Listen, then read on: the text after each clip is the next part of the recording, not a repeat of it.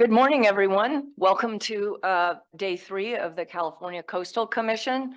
I'd like to call the meeting to order and ask that Ms. Miller, you call the roll.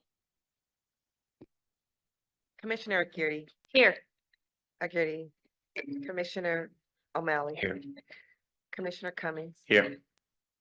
Commissioner Eckerly. Commissioner Escalante. Here. Commissioner Harmon.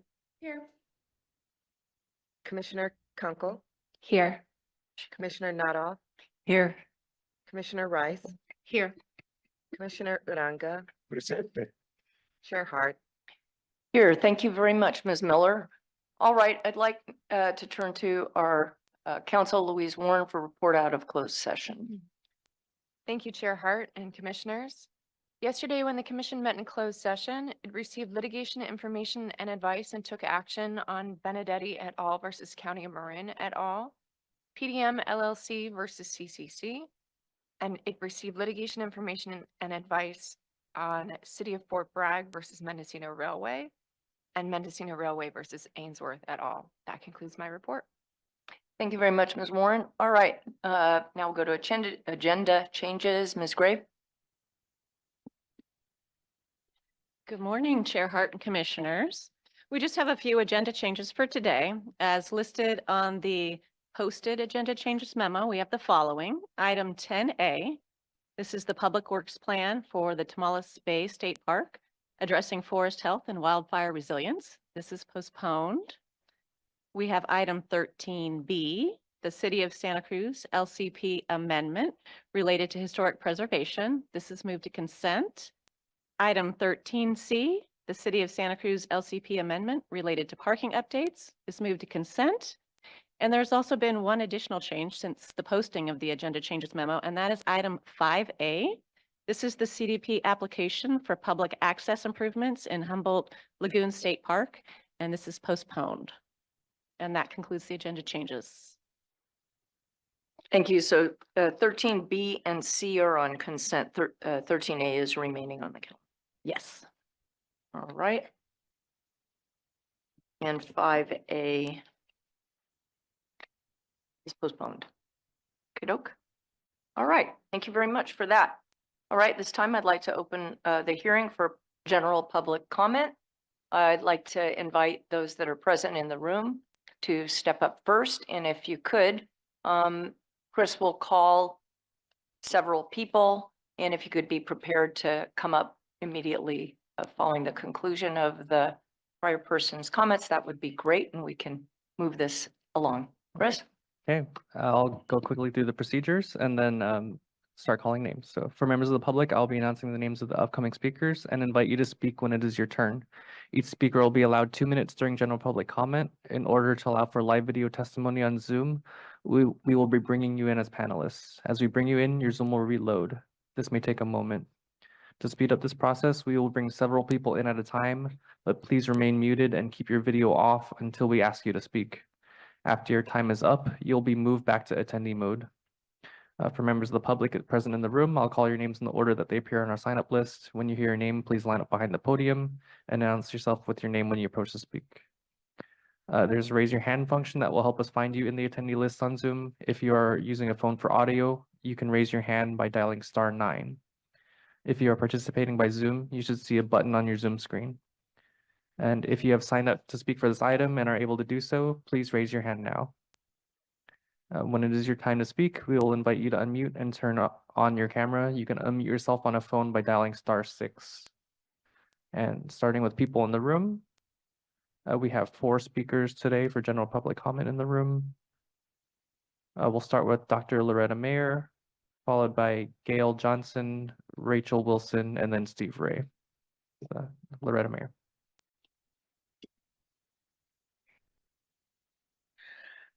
Good morning. After 3.5 years of speaking with you every month, to do it in person is truly a pleasure for me. And I'm here in person today because I've just concluded 3 days of meetings with the International Vertebrate Pest Conference in Monterey. And I bring you data relative to consideration of your mouse eradication on the Farallon Islands. Could I have my slides, please? I give us a second to bring it up. As I mentioned, there were scientists from around the globe. In our organization, we are a 501c3 nonprofit. We do all of our studies at no cost to the agency or the people. And next slide, please. This is the data that's 48 hours old. This is from David Will at Island Conservation, our colleagues who have used poison eradication for years in over 100 islands. Their efficacy has now dropped to 88%.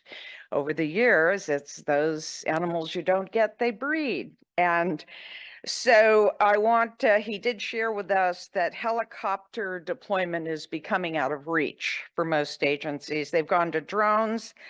In their recent drops, they have had 6 to 8 times the cost of a ground deployment. So the cost is going up. They predominantly use brodifocone at a cost of $16.85 a pound.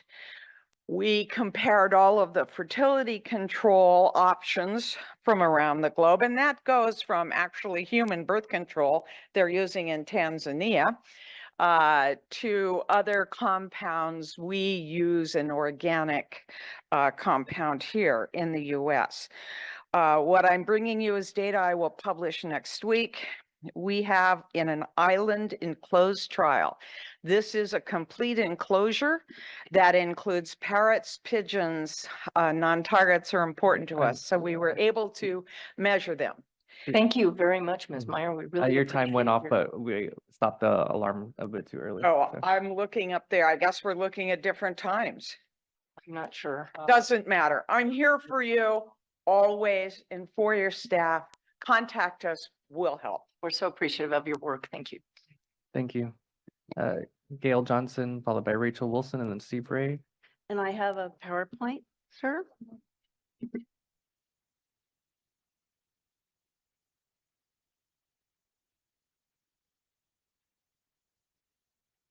Good morning, Madam Chair, Commissioners, and staff. My name is Gail Johnson, and I'm from a little coastal town called Morro Bay. The focal point of our community is Morro Rock, which marks the entrance of our harbor. It's a postcard perfect place. Our harbor is protected by a breakwater that creates a safe environment for numerous water sports, paddlers and kayakers. Next slide. Kayakers, next slide. Sightseeing boats, rowboats, and sailboats. Next slide. We have a protected beach for beginning surfers. And in this slide, we have teenage boys that are paddling toward the rock about sundown with their dog. Our harbor, I've been a sailor my entire life, and our harbor is safe for little regattas that our yacht club puts on. Those boats are about 14 feet, and my friend Dennis, who's sailing toward the rock there, his boat is 32 feet. Next slide. Oh, sorry. Next slide. Our harbor is safe for transient boats that are cruising the coast, a large fishing fleet, and numerous types of wildlife, including our beloved seawater. In this slide, we have some boys that are fishing off of the fisherman's dock where our sea otters are usually birthing and playing, and they're attracting tourists all the time. Next slide.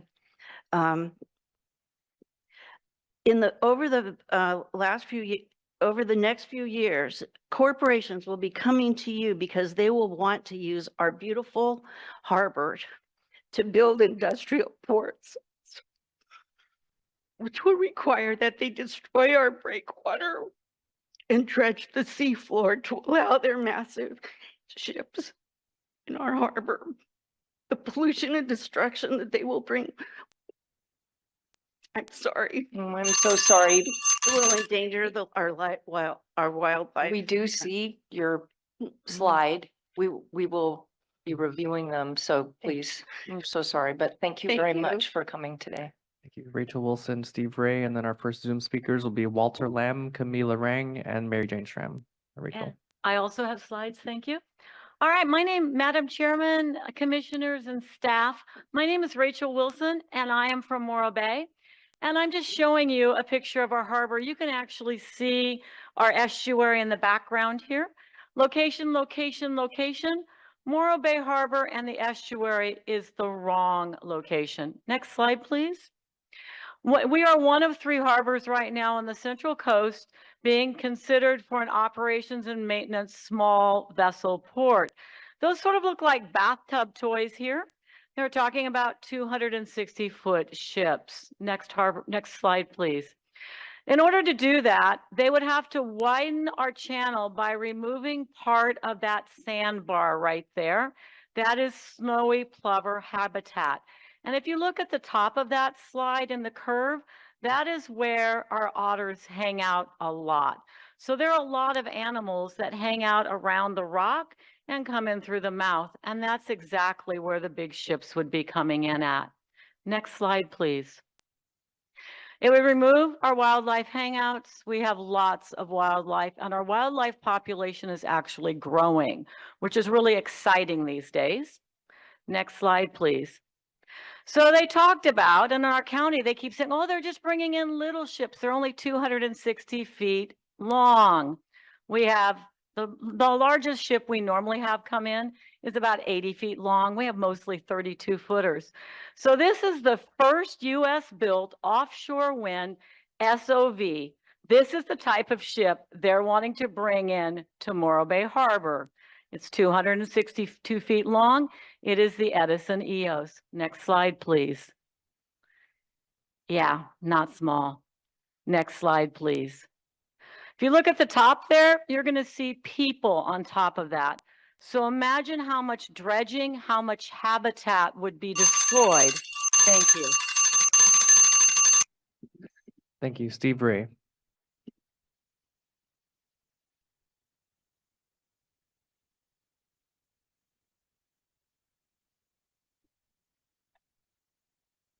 Well, good morning, Madam Chair, Commissioners, and esteemed staff. It's always a pleasure to be here and talk to you. Over the years, you've been used to me talking about all these things happening in Southern California, where my primary home is, Banning Ranch, Bolsa Chica, Bayona Wetlands, things like that. But you're going to hear me talking a lot now about the Central Coast area, specifically the Morro Bay, Estero Bay area, primarily because there are many things going on there. And I also have a second home there. So I have a particular interest in that area. But as you've heard from a couple speakers here, Rachel and Gail, that there are several different things happening that are going to be coming to you in the future. And I'm going to take the role of probably trying to come in when I can to update you on new things happening, new events, new items that you should be aware of.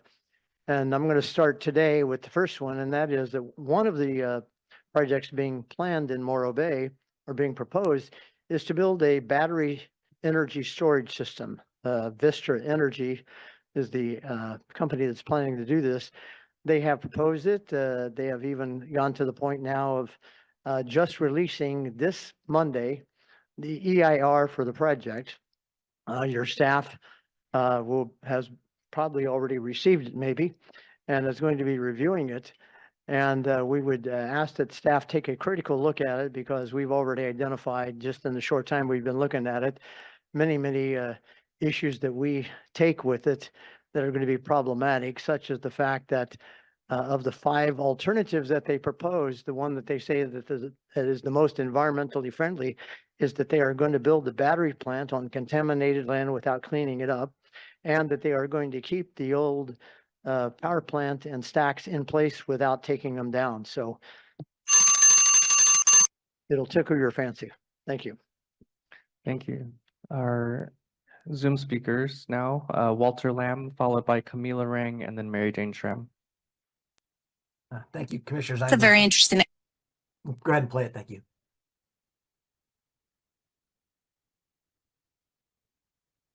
was a very interesting argument from some of the public testimony at the end, talking about it's less harmful to keep the pipes there and just fill them in as opposed to do all the bulldozing and taking it out. And I do want to do the most environmentally friendly thing. So for the welfare of the wetlands, so they can be, productive wetlands. So can you address that issue, please? Yes, absolutely. Now, interestingly, that was the original proposal by Fish and Wildlife in 2017. Their original proposal was removal or abandonment. And abandonment would typically involve filling the pipes with a concrete slurry and simply leaving them in place. That was debated during that 2017 hearing, and in the final condition that was approved by the commission, this follow-up permit application was required for complete removal and did not consider abandonment. Of course, the commission has the discretion to make those sorts of changes. Your hands are not tied for this new permit action. But I just wanted to lay that history out, that was part of that previous debate. Just use the remaining time here to say that we appreciated Vice Chair Escalante, you asked me that question back in 2020. Of course, the answer didn't give any indication that your concerns were invalid. It seemed to actually reinforce the idea that abandonment was the more environmentally superior option. It's certainly the less expensive option. I've mentioned this a bunch of times since, but now we're getting to the point where they're going to actually do the removal. And so I think it would just be great to hear from staff again as to which option they think is more environmentally friendly, so that you as the commission can revisit that and let's implement whatever option is more environmentally friendly. Thank you very much. Thank you. Next, Camila Rang, followed by Mary Jane Schramm, and then Inga Lorenzen-Dolmer. Camila Rang. Good morning, commissioners. I'm Camila Rang from Del Mar. Sandang is hitting our little town on two fronts. First, they got the approvals for a huge drain trestle over the lagoon river mouth of San Diegoito River without proper environmental reviews on false pretense. They made it sound as if the single track bottleneck will be eliminated if this double track bridge was built, while in fact it will only be moved a few hundred meters south. What's more, this trestle will only be needed if the planned tunnel is routed with a portal on Jimmy Durante with 50 demolished homes as a result. Sandak and us are still working on finding a better route for the tunnel portal, so we not need eminent domain, and they will soon present their plans of which routes to study further. But the other department, Sandak, wants to break ground now for the trestle. They don't care whether this bridge will be needed or not once the tunnel is built. They have the funds and wants to build only for the sake of building. Please help us make them understand that they should wait constructing this trestle until we know where the tunnel will go. Second, meanwhile, Sandag wants to stabilize the bluff, among other things, with seawalls. The seawalls will remove all beach access up and down the bluff until and unless mitigations are done simultaneously with access points. They have not even approved mitigations in their budget at this point, but they will start erecting the seawalls in 2 weeks, exactly when the grunions are there to lay their eggs. All the grunion eggs will be crushed due to heavy machinery. Seawalls have to wait. Also, unless Sandag provide access points around the seawalls, there'll be no beach access up and down from the bluff. It will even be dangerous to be on the beach along that stretch due to high tide and no access to get out for 1.6 miles. Remember that the seawalls will be built out westward and remove tens of thousands of square feet of beach, and the high tide will hit much earlier than we are used to. Please help us to advise Sandag also here to hold off on the seawalls until they can provide the required mitigation access points. Thank you. Thank you. Next, Mary Jane Schramm, followed by Inga Lorenzen-Dolmer, and then Michelle Rain. Mary Jane Schramm. Good morning, commissioners. Mary Jane Schramm from Marin Audubon Society. Today we're going native with wildlife recovery stories from the Farallones. Some species have regained historic levels. Others, like ashy storm petrels, are declining and still in trouble.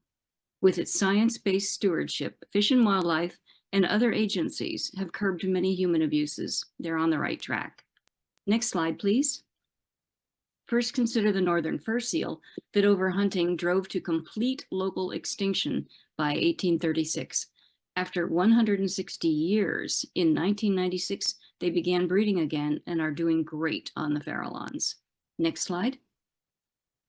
Second, the northern elephant seal, once nearly hunted to global extinction, but a remnant group from Guadalupe Island, Mexico, now proliferate on the Farallones, Point Reyes, and other mainland sites. Next slide. During the gold rush, before a poultry industry arose, Farallones' common murre eggs were extensively harvested to feed hungry 49ers. 14 million murre eggs were taken during that time, and the average Farallones murre population of 1 million dropped to only 6,000 by the 1950s.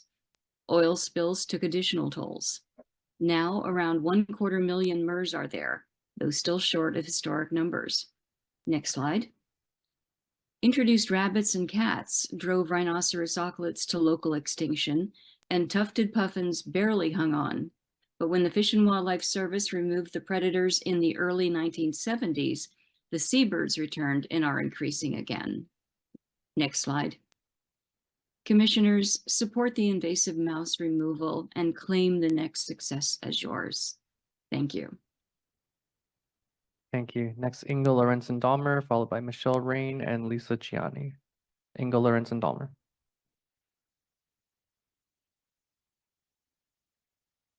Good morning, Chair Hart, Vice Chair Escalante, and Coastal Commissioners. My name is Inga Lorenzen-Dahmer, and I am a member of Pacific Grove Coast Watch. I first want to thank Chair Hart and Vice Chair Escalante for filing their Coastal Commission appeal of the oversubscribed, environmentally destructive ATC Hotel and Commercial Project. Pacific Grove Coast Watch also filed an appeal, as well as several other individuals. Unfortunately, we have never been able to assess the full impact of the mass and loss of public views this project brings, because we have been denied story polls or any other meaningful depiction as to the mass and height of this project. We still have no substantial idea of any revisions that are hopefully occurring.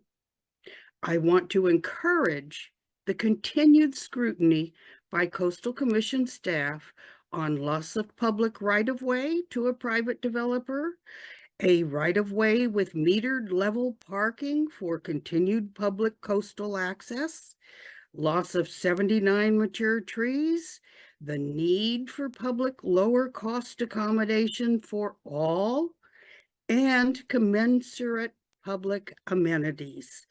We have a very real possibility of the loss of our resident seal colony.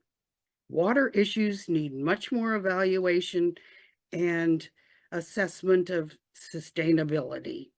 I thank you for your time and continued evaluations of this project. Thank you. Next is Michelle Rain, followed by Lisa Ciani, and then Linda Lofel. Michelle Rain, I'm asking you to unmute as an attendee. Thank you. Good morning. My name is Michelle Rainey, and I'm here to speak regarding the proposed American Tin Cannery redevelopment. It will be the largest structure in our coastal zone, larger than the nearby aquarium, the Plaza Hotel, and the Intercontinental Hotel combined.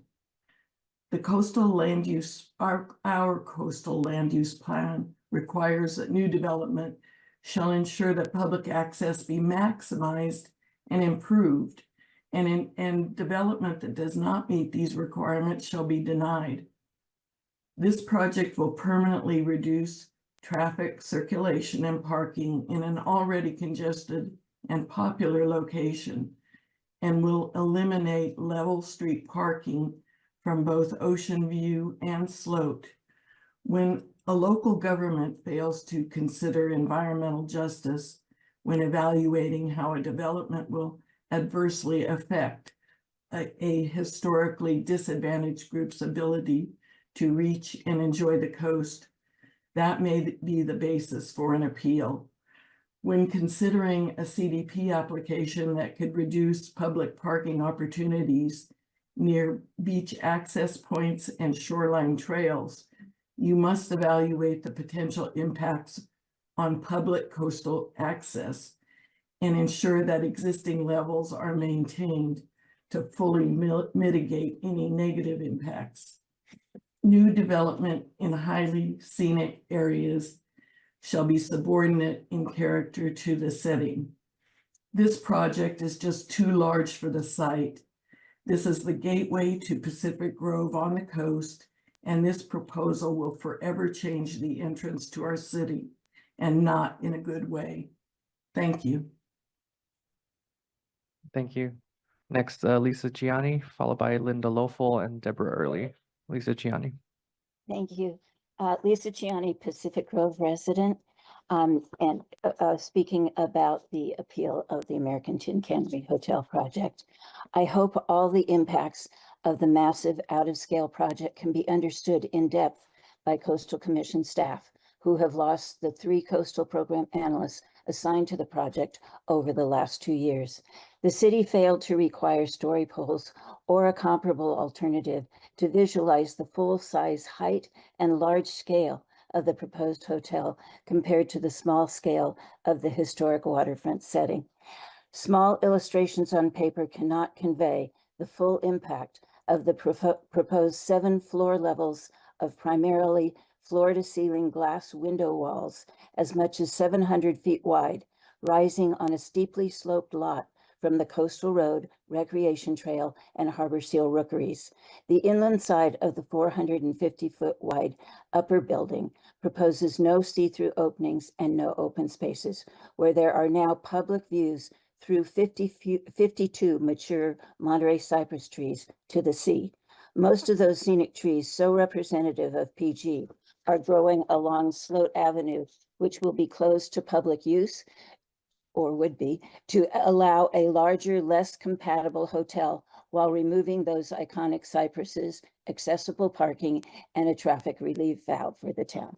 The heavy-handed project will clear the site's entire tree canopy, 79 trees, and 56 coast live oaks will replace the Monterey cypresses, dramatically changing the aesthetic character of PG's historic waterfront. Our planning commission denied this project. City council reversed their decision. We hope that vast improvements will be made in this project consistent with our LCP. Thank you. Thank you. Next, Linda Lofel, Deborah Early, and then Tula Hubbard. Linda Lofel.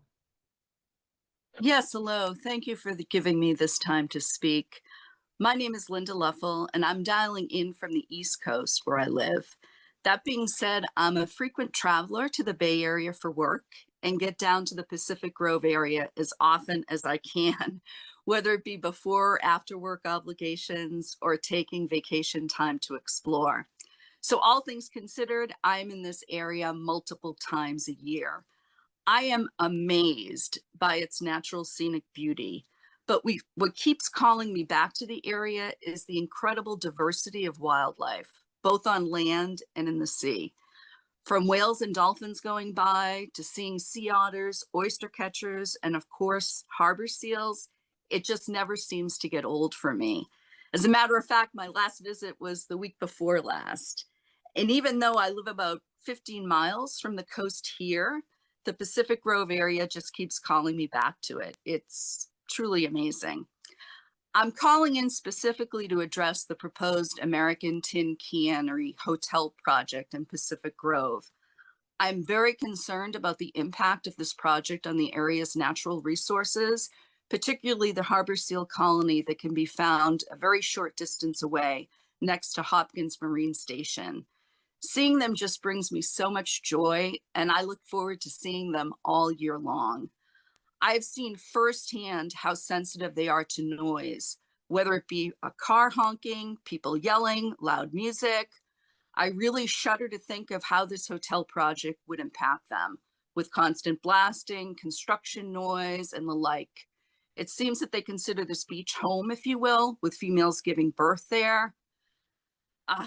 I've seen them all year round, and even though I understand that any decision on this hotel project will be made locally, I did want to make sure that visitors' opinions and thoughts are known. Thank you. Thank you. Next, Deborah Early, followed by Tula Hubbard and Becca Ayala. Deborah Early. Good morning. Thank you, and I appreciate the opportunity to speak with you this morning.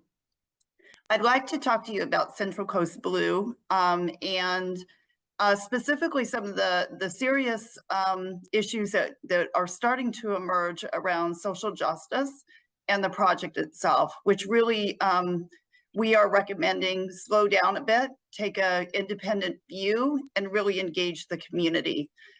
In particular, this project is a recycle project that has been sold as a good recycle project for sustainability. It is the only project that I found in my research that seems to create more water than what is actually injected in the ground. But what is probably most troubling about it is that it impacts two disadvantaged communities for the construction and goes right through the coastal zone. So the most impacted areas are actually those with the highest environmental impact. And those communities, particularly the community of Oceano, has not been involved. And so is just now kind of waking up to that involvement and what they need to do in order to think about this project for their community. It's also extremely expensive. So the community of Grover Beach is struggling to try to find out how to finance it. And it really is for the benefit of the more affluent communities, really using the backs of the lesser communities to build the project. And it will have construction displacements for years to come. It disrupts the wildlife, the wetlands, creates potential additional flooding and other hazards. So we recommend that we take a quick pause on this program, do an independent review, and start engaging the community as we should for social justice. Thank you. Thank you. Tula Hubbard, followed by Becca Ayala, and then Kevin McIntosh. Tula Hubbard. Thank you so much for having me. I actually had a prepared speech, but I'm a resident of Pacific Grove. I'm coming to you, honorable commissioners and staff. Thank you for being here. I had a prepared speech to talk to you about the ATC, but I'm horrified at the misinformation that you just heard. So I'm kind of abandoning my prior comments, and I just want you to know, because I am a member of this community, I super care about this project. It was approved by Measure X, our voters in our community, in 2016. It was approved by 6-1 vote by our city council. It adheres to our Coastal Commission's LCP. These are all things that are very important to me, being a member of this community, a mother in this community, a volunteer in this community.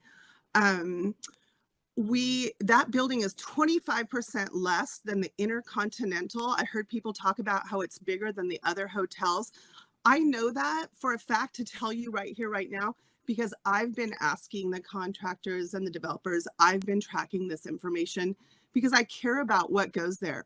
Right now, we have a dilapidated building in an already built environment that's an eyesore that doesn't contribute to my community.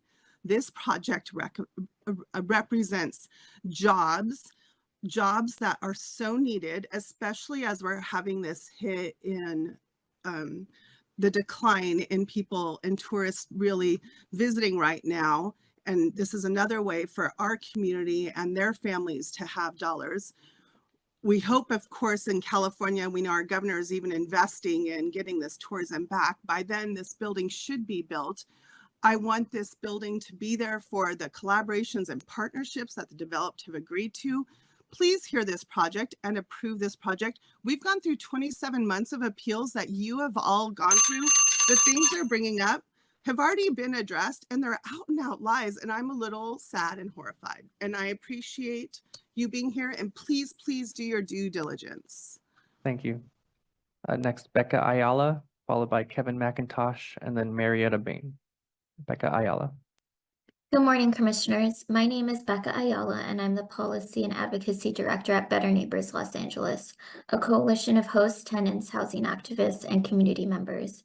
At Better Neighbors, we conduct data analysis and research on the short-term rental industry in the coastal zone and its impacts on coastal communities. Several jurisdictions have moved forward with local coastal plan amendments regulating short-term rentals, some of which are likely to come before you in the near future. Earlier this month, Humboldt County voted to approve their short-term rental regulations that would apply within the coastal zone once approved by the commission. And in January, Marin County also voted to approve their short-term rental regulations, which must also be approved by the commission. We hope that once these regulations come to the commission for approval, the commission is able to use the December hearing on housing as a reference point. During that hearing, Professor David Wachsmuth of McGill University, a renowned academic with a long history of quantitative research on the short-term rental industry, recommended that the commission should establish a regulatory floor that permits hosted-only rentals but prohibits unhosted. Better Neighbors strongly encourages the commission to move forward with policy changes that prohibit unhosted STRs. Hosted-only policies help preserve access to housing in the coastal zone and also ensure that STRs remain affordable to persons of low to moderate income. In Los Angeles County, the Board of Supervisors voted last month to move forward with their short-term rental ordinance that would place strong regulations to preserve housing for long-term residents, including a limit on short-term rentals to a host primary residence. While this ordinance will likely not come before you for some time, we believe it is an example of an ordinance that strikes a balance of preserving access to affordable housing and coastal public access. Better Neighbors looks forward to continuing serving as a resource on short-term rental policy for the commission, and we look forward to continuing to present our research and policy at hearings this year. Thank you. Thank you. Next, Kevin McIntosh, followed by Marietta Bain, and then Pierre Bain. Kevin McIntosh. Thank you. Good morning, Chair Hart, commissioners, and staff. My name is Kevin McIntosh. I'm a lifelong resident of Monterey Bay and vice president of Block Construction Company located in Monterey. I'm happy to be here this morning to speak in support of the ATC project, the American Tin Cannery, and request that the Coastal Commission bring the project to hearing in April so that we can get this project approved and get these jobs in place for our workers. Block, my company, is honored to have worked with some major projects in Pacific Grove, Monterey, Carmel, Watsonville, Santa Cruz, and many of the other surrounding communities. Many of these marquee projects have involved clients such as the Monterey Bay Aquarium, local school districts, hospitality projects, affordable housing, and historic renovations of some of our most cherished architectural gems. We have offices in San Jose, Monterey, and Costa Mesa, and have been pioneers of diversity, inclusion, and equity in the construction space, and have been recognized as such for nearly a decade. We're proud employers of union trade crafts and have been so for 55 years. We're signatory to both the Carpenters and Laborers Union in California and are proud for the fact that our workforce on these major projects is typically in the 70 to 90% union participation rate. We've worked with this applicant since the inception of the project and throughout the 26-month appeal period. We're thrilled to be a part of the project, which will be transformative to have transformative impact on Pacific Grove, a place many of us call home, and most importantly, bring vital jobs to the community. Again, I ask that you bring the project to hearing so that we can get these jobs in place for our community. Thank you. Thank you. Next, Marietta Bain, followed by Pierre Bain, and then Victor Early. Marietta Bain.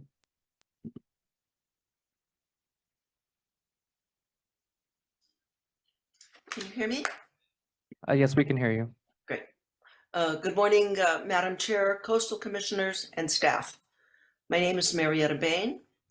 I'm a lifelong resident of the Monterey Pacific Grove area, and I'm here today to strongly reinforce our community's need for this commission to place the American Tin Cannery project to be heard at your April meeting. After 27 months of delay, our city has lost over $6 million in revenue. It's revenue that could have been used to quickly repair the damage our coastline incurred by last year's terrible storms and this year's storms also. Revenue that could have helped expand the ADA access at Lovers Point and the public parks that dot our coastline. But the immediate impact from this unreasonable delay are the scores of construction and tradespeople that could be working on this project right now. Recently, Commissioner Aguirre spoke glowingly of projects that expand coastal access to bikers and walkers and create a safer environment for those who opt not to drive. One of the features of this project is improved pedestrian safety along Ocean View Boulevard and the increased points of connection with the Monterey Bay Rec Trail, which I'm on every day. Couple that with publicly accessible 88 courtyards and the full acre of publicly accessible green space that this project provides. I hope this project gets on the April agenda and gives the citizens and visitors of Pacific Grove what they deserve. Thank you. Thank you.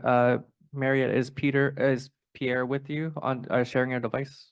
I'm sorry, he is not speaking. Okay. Thank you. Next will be Victor Early, followed by Cindy Abbott, and then Susan Kirks.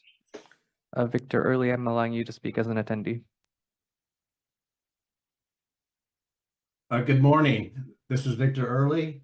I'm a certified engineering geologist, and I'd like to speak in regards to the Central Coast Blue Project. This project is touted as a regional water recycling project, also to be drought resilient. All the infrastructure is to be within the coastal zone. This project is mostly to increase groundwater well use and pumping for Pismo Beach. Very little of treated water will be recycled. Only 5% of the treated water will be recycled. Most of it goes to the ocean because the injection wells are along the shoreline. Because of this, they're not going to be adding water to the aquifer to be drought resilient. What they should do is move the injection wells inland out of the coastal zone, and that would allow them to recapture most of this highly expensive treated water. I appreciate your time. Thank you. Thank you. Next is Cindy Abbott, followed by Susan Kirks, and then Bill Camp. Cindy Abbott. Good morning. I'm Cindy Abbott of Pacifica. After more than a decade of starts and stops, the City of Pacifica is again working on an update to the local coastal land use plan. Over the years, Commission staff has provided consistent input on the plan and how the city's approach cannot be found consistent with the Coastal Act. To quote from the Commission's staff report released in February of 2023, the city's proposal does not actually take on the difficult coastal hazards questions facing this community, and is most aptly described as a full armoring adaptation plan that would essentially commit the city in the long run to the detrimental effects of the same, unquote. Thoughtful suggested modifications were put forth by coastal staff last year that appear to provide a balanced approach that could lead to plan approval. However, these are still to be robustly discussed with the Pacifica community. Instead, city staff has developed a strategy called special resilience areas that are anything but a plan for resiliency.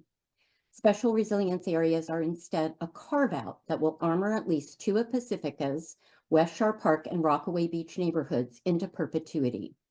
They entertain the possibility of extending the approach to the entire Pacifica coastline and opens the door to intensified development in the coastal hazard zone, placing even more people and future generations in harm's way. In the spirit of working together, coastal staff has noted that this approach has come out of the neighborhood scale adaptation planning concept discussed with the local government working group. Please do not be misled. This is not a resilience strategy, but a novel way of repackaging a continued armoring plan and not beginning the action needed to protect our beaches, public trust lands, and natural coast. Stay strong and committed to standing up for the coast and the Coastal Act, and don't carve out the coast. There are many in Pacifica supporting you. Thank you. Thank you. Next is Susan Kirks, followed by Bill Camp, Kathy Nolette, and then Donna McCauley. Susan Kirks. Thank you. Good morning, Chair Hart, commissioners, and staff. I'm Susan Kirks, president of Madrone Audubon in Sonoma County. In your meeting this week, I appreciated hearing from Vice Chair Escalante about COP16 on global biodiversity being held in Colombia and her plans to attend. I appreciated a public comment related to evaluating issues before you as a gestalt or a whole greater than the sum of its parts, and believe with ongoing climate change impacts and events, prioritizing service to historically underserved communities, including housing, coastal access and enjoyment, and the importance of understanding and honoring Indigenous history are gestalt components as you evaluate projects and proposals, making the optimal decisions consistent with the California Coastal Act. On the proposed Southeast Farallon Island Brodificum distribution proposal, hazing trials to try and avert species from being on island during the poison distribution and ingestion were conducted outside Western gull breeding season. 7,500 Western gulls comprise only 25% of the entire population. These gulls fly to and from the mainland daily. It is definitely relevant to consider infiltration into the food chain of Brodificum, a toxic poison. A 2014 report from Palmyra Atoll's rat eradication project related that poison residues were found in soil, vegetation, and biota.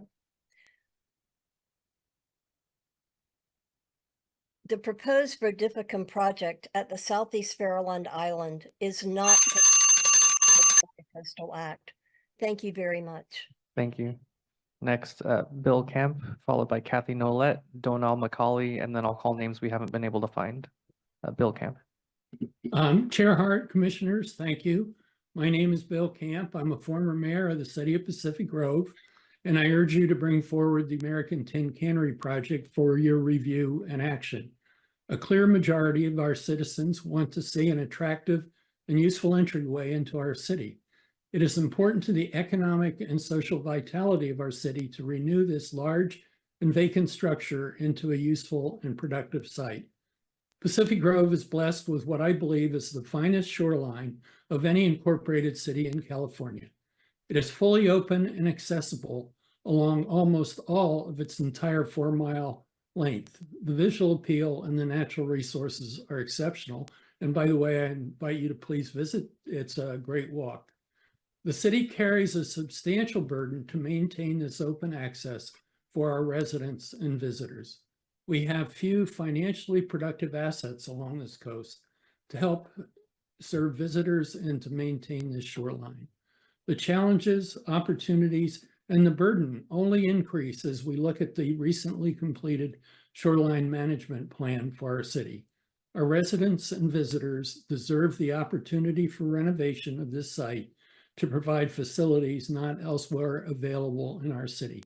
And I'll add, it's a terrific project. I would second what Tula Hubbard was telling you, that it really has wonderful implications and considerations for all of the factors that you may have heard presented to you. And I thank you for the opportunity to share perspective.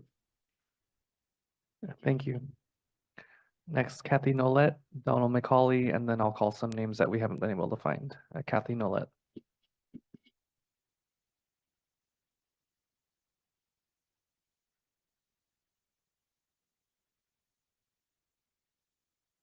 Kathy, you're already in as a panelist. You can unmute yourself. There we go. Not on Zoom that often. Thank you.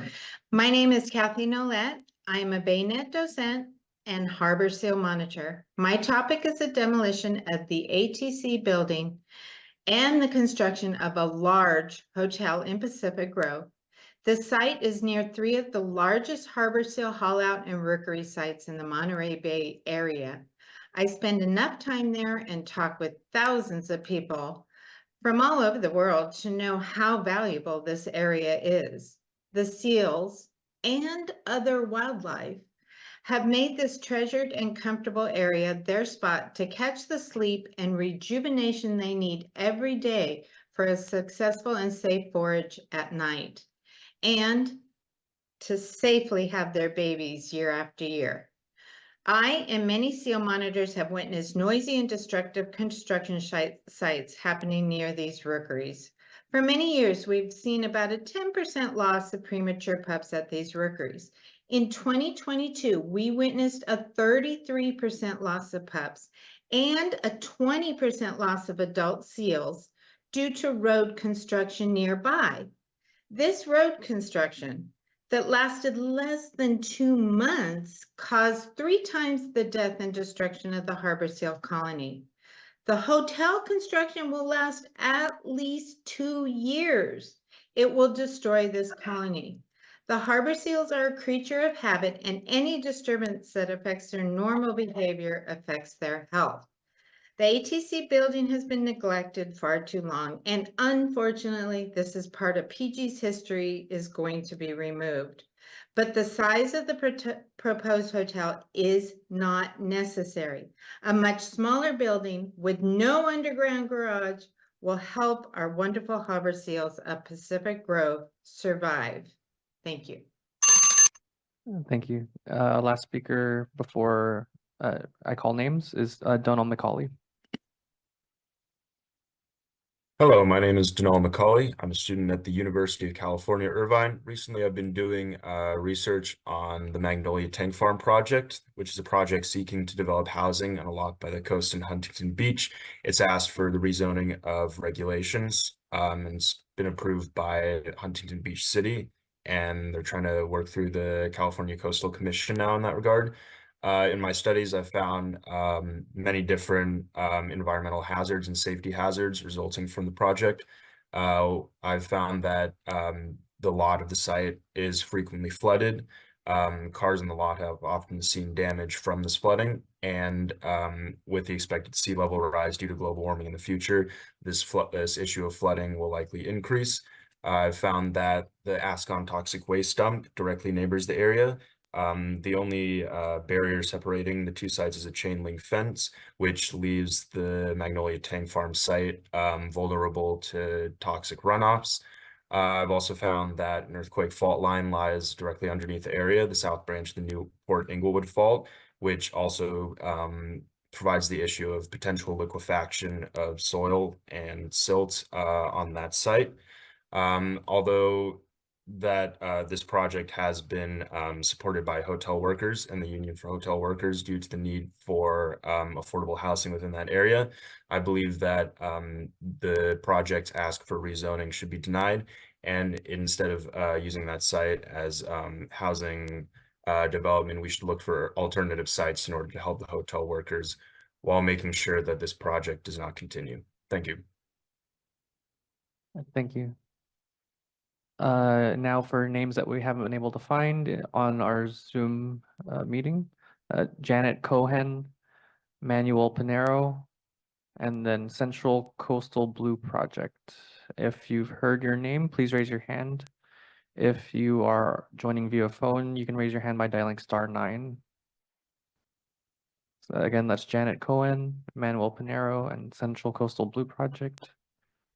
I'm seeing one hand raised with the phone number. I'm allowing you to speak. Please state your name when you're able to unmute yourself.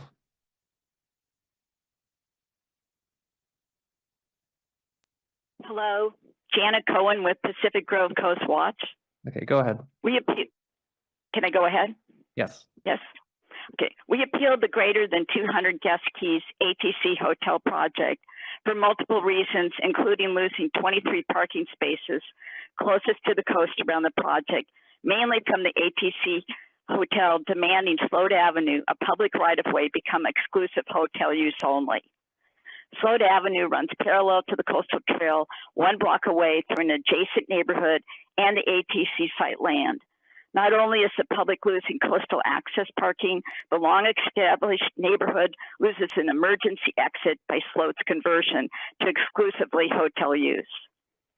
The new parking plan is up a steep grade 2.5 blocks from the coast, a cruel, unsafe joke for people with any kind of physical disability, thus a violation of environmental justice coastal policy and the Coastal Act that protects those who have historically experienced inequality to coastal access for decades. If in doubt, try pushing an adult in a wheelchair up that hill. And even worse, try to control the wheelchair carrying an adult with a disability who cannot assist down the hill safely on a narrow sidewalk. It isn't safe. Privatization of Float Avenue through the ATC site needs a strong no from you. Further, when if the Harborsville colony is driven away from noise harassment, digging out the underground parking lot, tens of thousands of visitors, including those with physical disabilities, will lose the rare opportunity of viewing the Harborsville's life cycle from the ADA accessible coastal trail, as it feels more typically pup in secluded coastal places requiring maneuvering trails to access. Deny underground parking. The Harborsvilles cannot defend themselves, but you can. They need you. Thank you. Thank you. And then I'm seeing one more phone number with their hand raised. I'm allowing you to speak right now. Please state your name.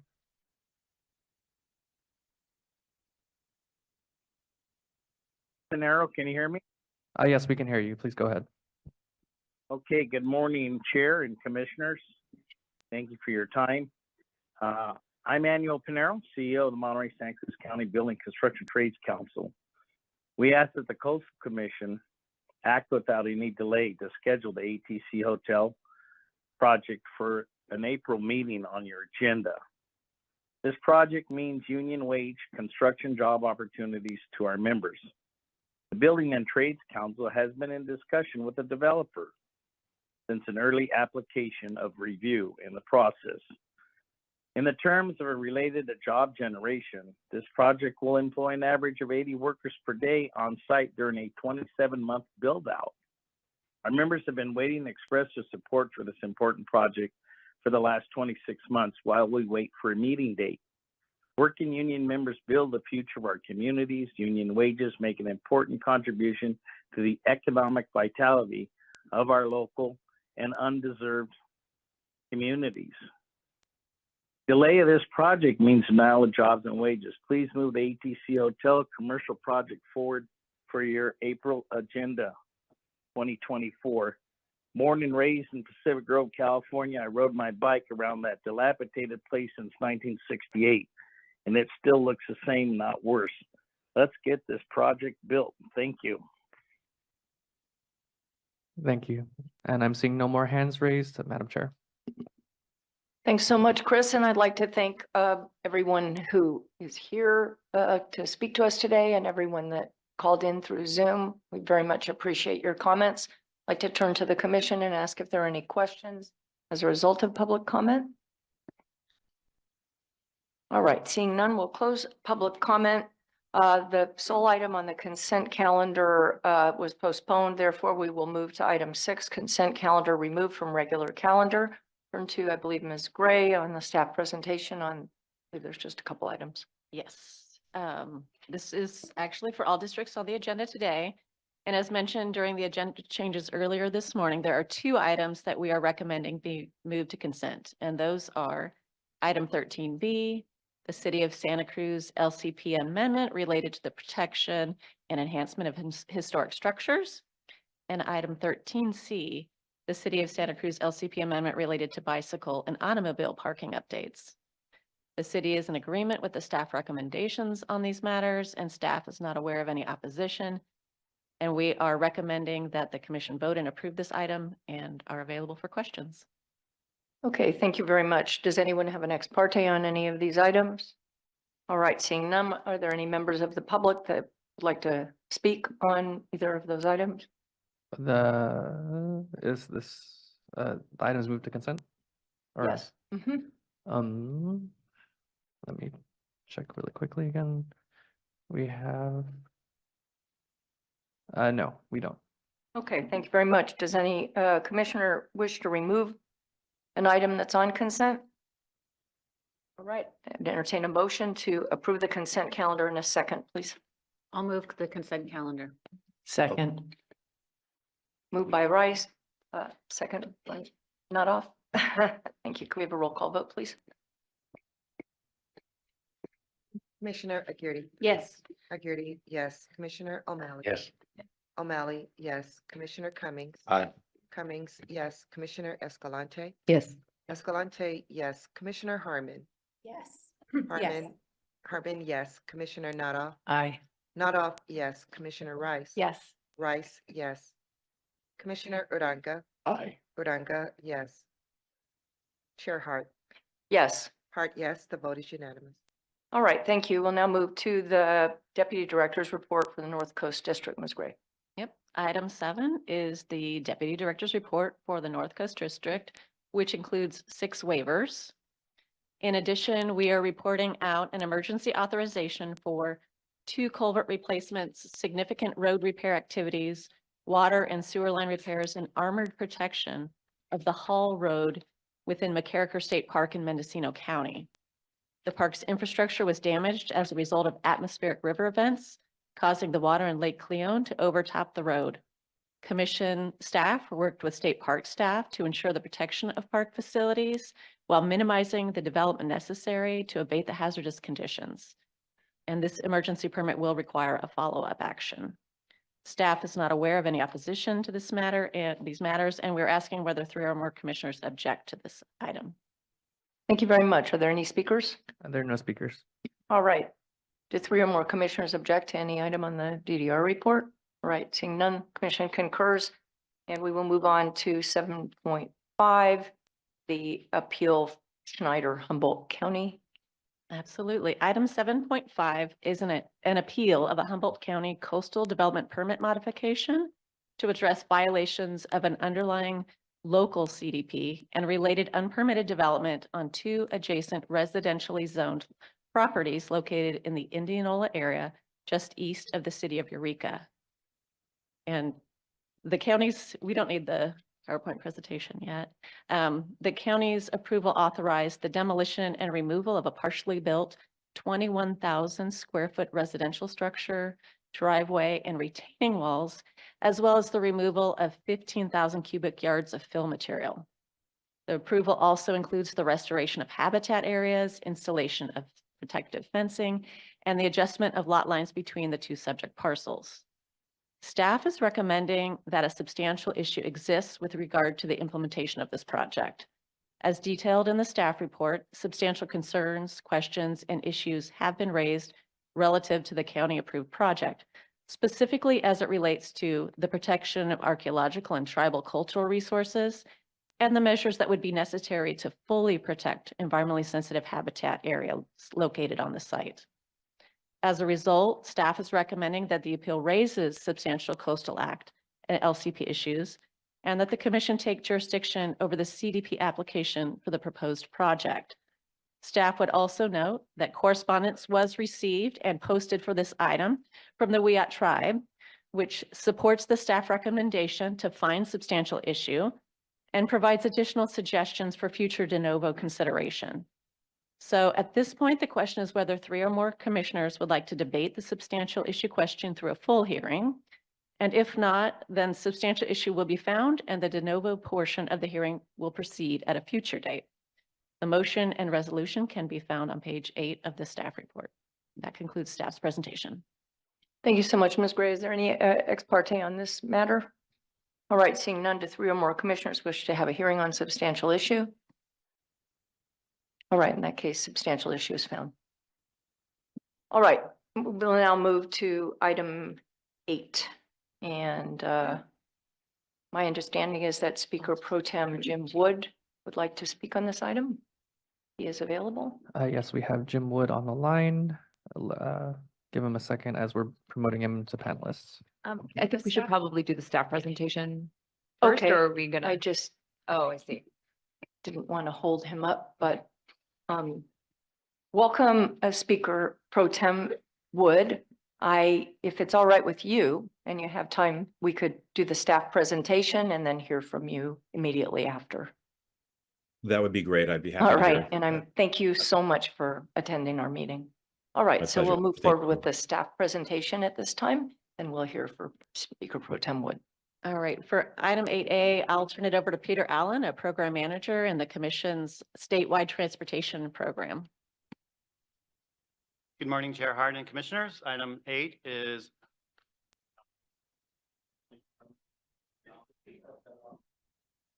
you off? Okay.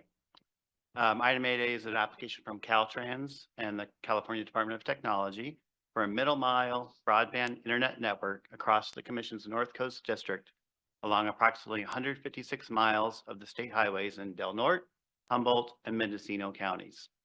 Next slide, please. The project before you today represents a significant portion of California's effort to build a public, open access broadband network across the state using state public highways. You have already seen a few small portions of these projects before, and you will continue to see some more permits throughout the year.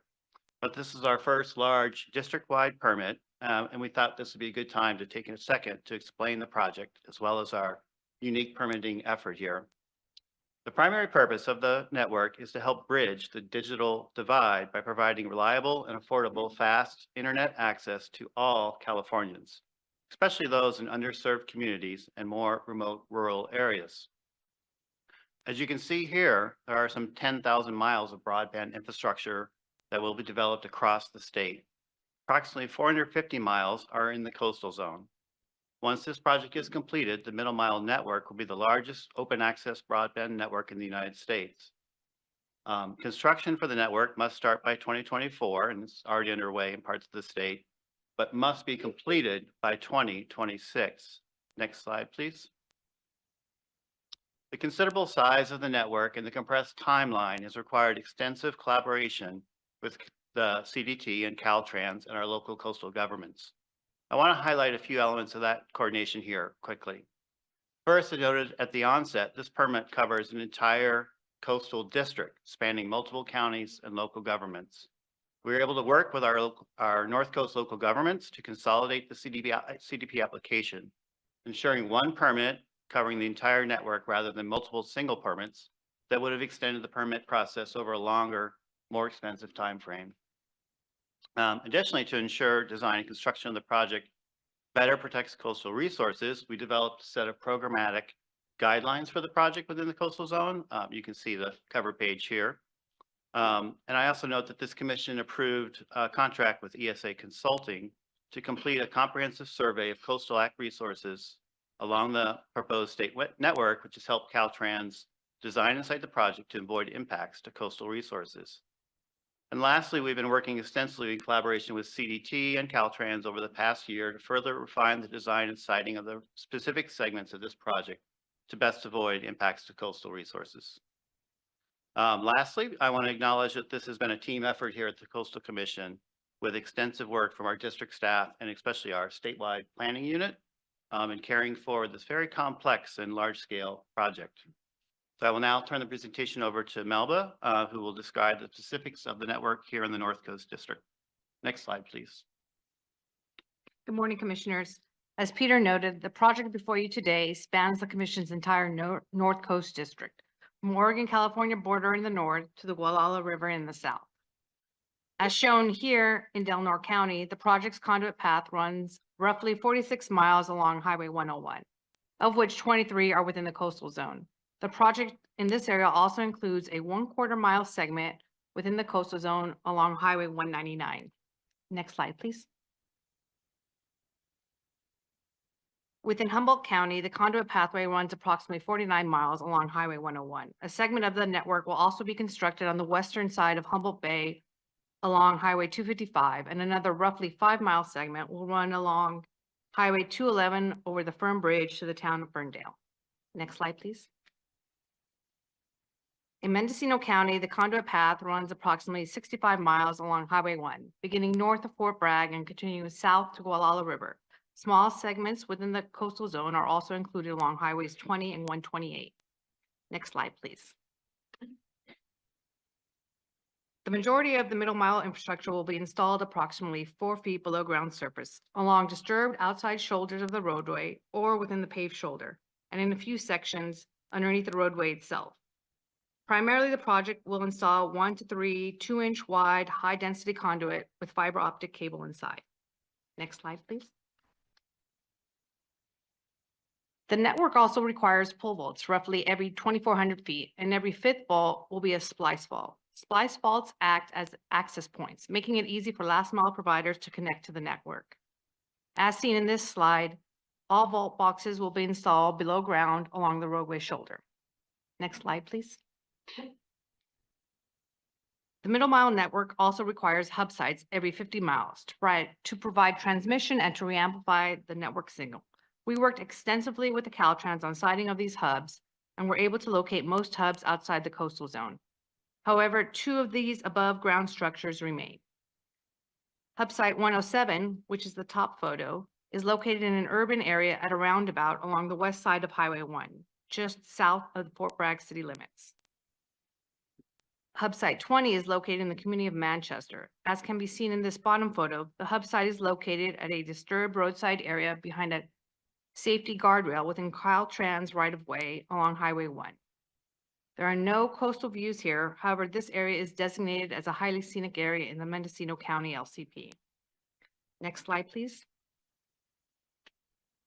Although the broadband conduit will be installed along the highway's edge, there are still potential coastal act concerns, primarily with respect to estuarine wetlands that can exist adjacent to the highway. Caltrans' strategy here is to design the final conduit pathway to avoid impacts to ESHA and wetlands by 1, placing the conduit alongside or under the roadway, and 2, using different construction methods, including horizontal directional drilling, which bores underground, limiting above ground disturbance. Thus, impacts are not anticipated. However, in a project of this size, we want to anticipate the potential for some impacts, and therefore this permit would authorize small dispersed impacts when Caltrans can demonstrate avoidance is infeasible. Any such impacts will be less than 1 acre in total for the entire project and mitigated through payment of an in lieu fee to support habitat restoration efforts in the North Coast. Next slide, please. Lastly, I want to note that we published an addendum on Tuesday with minor edits to a few special conditions. Overall, staff believes this project will provide much needed high-speed internet access to underserved communities within the coastal zone, while as condition protects coastal resources. Thus, staff recommends that the commission approve the consolidated CDP with the special conditions and findings included in the staff report. The motion to approve is found on page 6 of the staff report. This concludes staff's presentation. Thank you. Great. Thank you so much. Great report. Great project. I'll turn to the commission and ask if there are any ex partes. All right. Seeing none, we'll open the public hearing and return to Speaker Pro Tem Jim Wood, my assembly member. Very, very pleased that you could be here today, Speaker Pro Tem. Thank you very much, Madam Chair. I want to begin by saying thank you.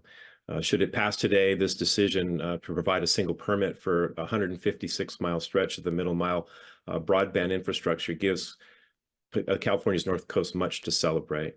The Commission has acted with urgency and efficiency to tackle one of the greatest challenges facing both urban and rural Californians, the digital divide. Broadband has been a major focus of mine since I was elected to the legislature in 2014. I've authored bills and actively engaged with the administration on their Middle Mile Advisory Committee because the constituency I represent has some of the worst access to broadband in the state. When we embarked on the Middle Mile project, we knew we would need the type of efficiency we are seeing here today. Bringing 3 state agencies, 3 counties and 9 local jurisdictions together is no easy feat. Your decision today would demonstrate the Commission's deep commitment to coastal communities. This definitely shows the efficiency potential of the consolidated permit process. I realize the leap in progress we are potentially celebrating here does not happen overnight. Staff across scores of agencies and municipalities came together to address the digital divide on the North Coast, and I want to say I really appreciate that. If we're going to see this middle mile project through, we'll need agencies to continue to think outside their traditional silos, and I appreciate your work to do just that, because we know that ensuring access to broadband goes beyond any single entity. Again, thank you for your work in helping to close the digital divide. This will be transformative for the communities I represent, and I thank you for the opportunity to speak before you today. Thank you so much, Speaker Pro Tem Wood. We're really grateful for your work on this and for your kind words about our incredible staff. We really appreciate it. All right, so let's move forward with the public hearing. Is there anyone here for the applicant, California Department of Technology? I guess we have Dotrick Wilson who signed up as wishing to speak. Right. If you could just repeat your name, that'd be great. My name is. Why don't we give 3 minutes, please, unless you need more? Is 3 minutes sufficient? Yes. All right, terrific, thank you. My name is Shannon Martin Guzman, California Department of Technology Middle Mile Broadband Initiative. I just want to thank the commission for hearing our item today, as this is an amazing opportunity for the state of California in getting high-speed, reliable internet access to these unserved communities. And here to address any questions that the commission may have of us today. And just want to thank everybody for the opportunity. Great, thank you very much. All right, do we have other speakers on this item? Yes?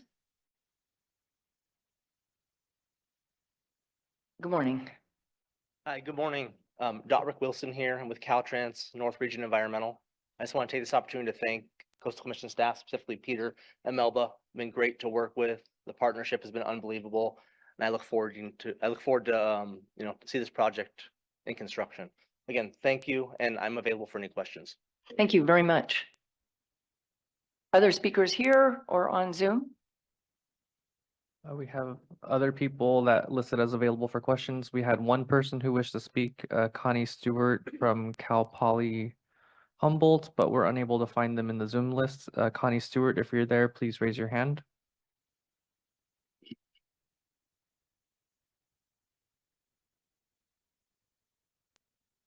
I'm not seeing any raised hands. No more speakers. All right, thank you very much. Close the public hearing then and bring it back to staff for anything further. And I just want to express my appreciation for the incredible job. This is a very difficult project, as we've heard. And I just want to thank you, Peter and Melba, so much for your work on this. Very much appreciated for those that live on the North Coast. Can I say a few things just really Of fast course, to wrap please. it up? I just Thanks, wanted Rick. to agree and lend my thanks both to our partners at CDT and Caltrans. I mean, Yes. it was that partnership and a lot of hard work that went in, thinking through how are we going to approach this really big, challenging project. And we had really great partners to work with. So we're really grateful. Thanks to those for coming today and supporting. And then internally to our team, Peter and Melba are here today. They put in so much work, but also all the folks through statewide planning, our ecology team, the rest of our transportation team. This has been a truly agency-wide effort. So I just want to thank everybody for digging in. It was not always easy. We had to do a lot of thinking about how to be creative in kind of addressing some of the problems. But I think it, as Assembly Speaker Pro Tem Woods pointed out, like it shows that we can do this type of work and do it efficiently to meet, the priorities of the state. So just wanted to thank our team for making it happen and pass it back to you, Madam Chair. Thanks, Dr. Huckelbridge. And I just want to second everything you just said about this incredible collaboration and what a sign it is. I think our continued collaboration with Caltrans it has been, he's not here currently, but has been just fantastic. So it's great to have the Department of Technology also involved. And let me return this back to my fellow commissioners for any comments and also for a motion. Vice Chair Escalante. Thank you, Madam Chair. And as the representative from Del Norte County, I will be happy to make the motion. And I will just say I 100% grateful to everyone for this collaboration. This is very exciting. It is a whole region that's it's hard to reach, and the folks need it. So I just have one question, since I drive up and down that 101 quite a bit now, and it's always trying to fall into the ocean. And gratitude to Caltrans District 1, because I know you guys do an amazing job up there. I mean, I'm a huge fan of what you guys do. It's a miracle. When you're putting these lines on the freeway, next to the freeway, in those spots like Wilson Beach, in those spots are kind of constantly falling in or dipping into, you guys are working on constantly. How are we going to sort of deal with the resilience to sea level rise and some of the storms that we're seeing, some of the damage that we're already seeing on the roads? Mr. Allen?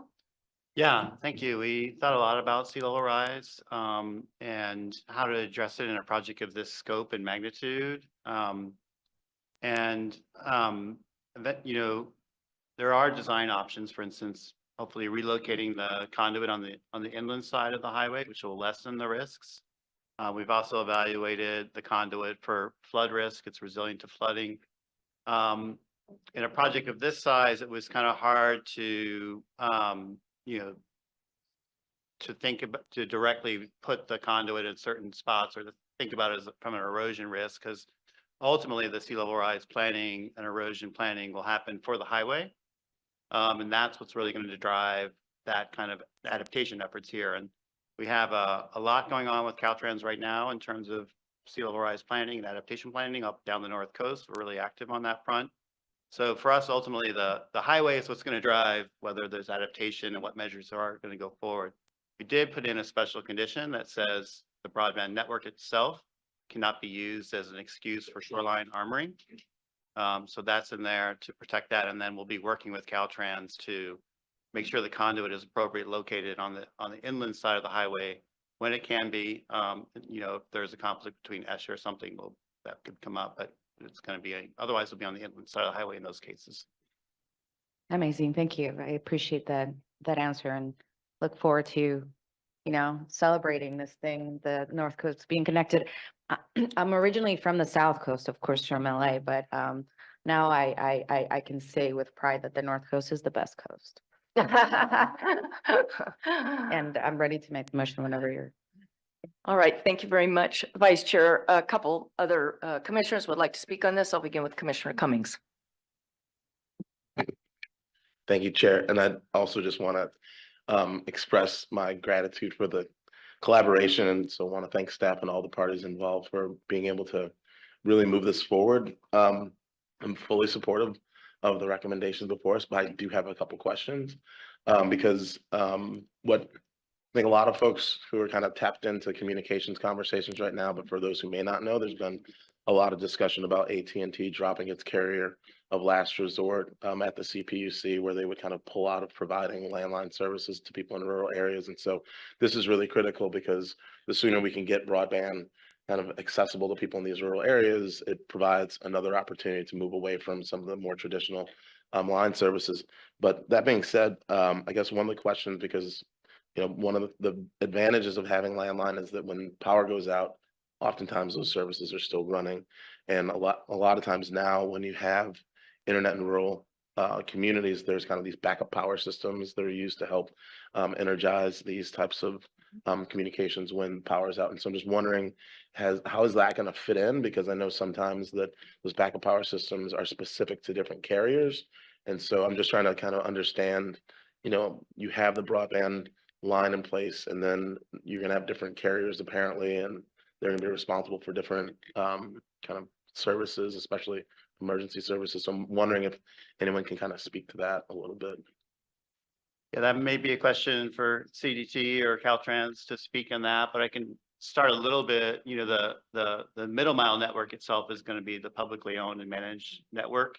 And those hub structures that we really struggled how to site and design to be, you know, less visually impactful, those are actually there to provide that resilience to the network in case of emergencies, and they have backup power generation to keep that in. And then the separate networks that we call the last mile networks, which will be connect from the middle mile to the, you know, the actual town or community.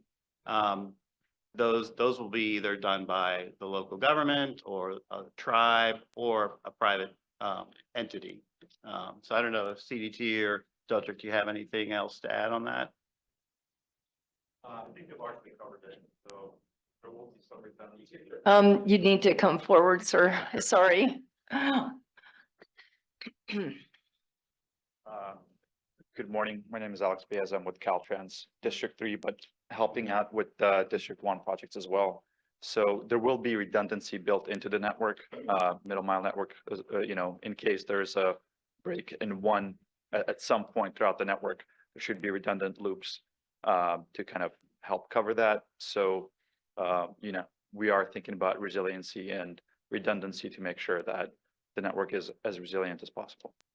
Great, thanks. And then I guess my next question is, like, how is this being rolled out in other districts, and are there opportunities for other districts to kind of have a similar process? Because I know in my district, we'd really like to have, something like this move forward sooner than later. And so I'm just wondering what opportunities there are so that we can, see other coastal communities have a similar process where there's collaboration and we can kind of move forward more quickly. Yep, it's coming soon. And the plan that we came up with was to consolidate for every one of our coastal commission districts. And this is the first one of those. Our North Central District, we had to expedite the San Mateo County, so that's broken up, but we'll have the rest of our North Central District probably in May or June. And then the Central Coast District with Santa Cruz will be coming shortly thereafter. So, and then the rest of the Southern California segments will also be coming later in the year. Great, well, thanks. It makes sense why the Central Coast gets it because they're pretty rural, why they get it first. So, but we'll be looking forward to having this conversation. Just want to thank you all for your work on this and for creating a pathway forward to helping us move broadband forward in a more expeditious manner. So thanks. Commissioner Uranga. Thank you, Chair. This is perfectly in line with a resolution that I proposed in Long Beach to expand internet access to my communities there. So very, very happy to support this type of issue. Looking forward to expanding coverage, not only throughout California, but throughout our country. Thank you. Commissioner Rice. Yeah, thank you very much.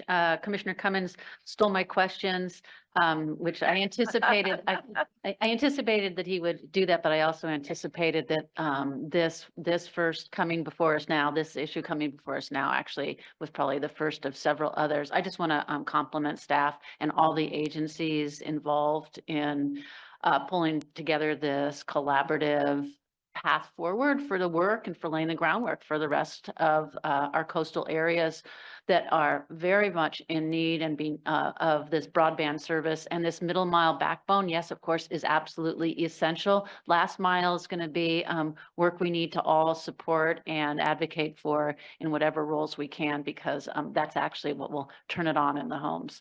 So anyway, really, really important work. I want to also thank the Assembly Pro Tem Wood for your leadership on this issue. Really, thank you so much. Commissioner Aguirre. Thank you, Madam Chair. I also want to echo what everybody said so far. Thank you to the Speaker Pro Tem for being here today as well. I just want to add, in Southern California, we also have a huge digital divide that may not be rural, but it's urban based, and it's based on, sociodemographic, matters. So I look forward to seeing this brought down all the way to the border area that I represent. But very much support the project and the collaboration and everything that's been said so far. Just have a very simple, very quick question regarding the hubs. It wasn't clear to me if those were going to be overground or underground. Those will be above ground. Above ground? Those are two hubs in the district, and they'll be above ground. Yes. Okay. And they wouldn't have any impacts on the anything besides the road, like visually or a bike path, anything like that? Well, one of them is along a roundabout in a commercial area across from a gas station. The second one, Hub Site 20 in the town of Manchester, is in a disturbed right-of-way area, but that portion of the highway is designated as a highly scenic area. Okay. But we are working with Caltrans. They have preliminary renderings of the hub site, and we're working with them to come up with the best rendering that would have the least visual impact. Okay, sounds good. Now, just know real quick, there were originally multiple hubs, many hubs in the coastal zone. And so we worked really diligently to get most of them moved out of the coastal zone, because they were obviously a structure that was going to be above ground. It's the only above ground element of the project. And so we got it down to these two that we also really worked to get in these locations that had the least visual disturbance. And there's no ESHA impacts. We've also thought about flooding and sea level rise and those kind of hazards. So they're resilient. They avoid those type of concerns as well. Okay, thank you. Commissioner Cummings, you have an additional question? Yeah, just had one, yes, comment.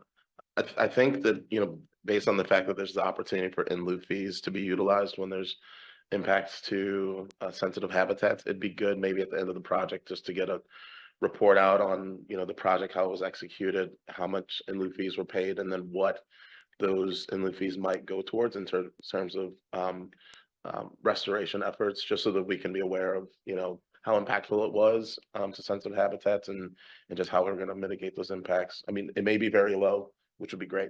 But then if, fees are generated, I think it's just important that we understand how we can utilize those to restore habitats. That's my only comment on that.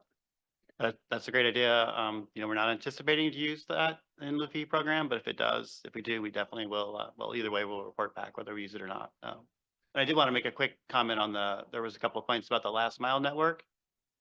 There is a last mile grant program administered by the state of California, which has a lot of funding. And it is in place, and a couple of our North Coast local governments have already obtained grant funding for that. And so they're waiting for the middle mile to come in so they can build the last mile. So there's a really significant program there with state and a large sum of federal dollars supporting it.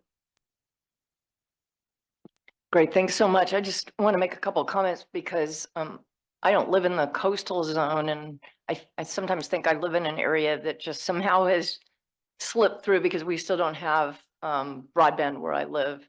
And this project is so important because of all of the natural hazards that we've experienced all up and down the North Coast. And I can tell you personally what it feels like when there's fires or other disasters and you can't get on the internet. And it's the truth, as someone said. Unfortunately, landline service is basically being removed from our area. And this, for so many folks on the North Coast, I mean, this is life or death. So I just am so grateful to Speaker Pro Tem Wood for everyone that has worked on this, our team at the Coastal Commission, with Caltrans, and with the Department of Technology. I just think this is such an incredibly important project. And on that note, I'll turn to Vice Chair Escalante to make the motion. Thank you, Madam Chair. I move that the commission approve coastal development permit number 1-24-0047 pursuant to the staff recommendation. Second. All right, moved by Escalante, second by Rice, and we'll have a roll call vote, please.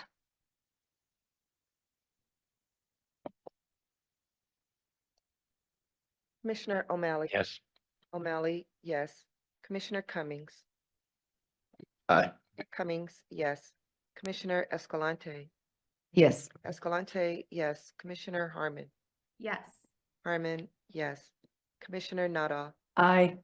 Nada, yes. Commissioner Rice. Yes. Rice, yes. Commissioner Uranga.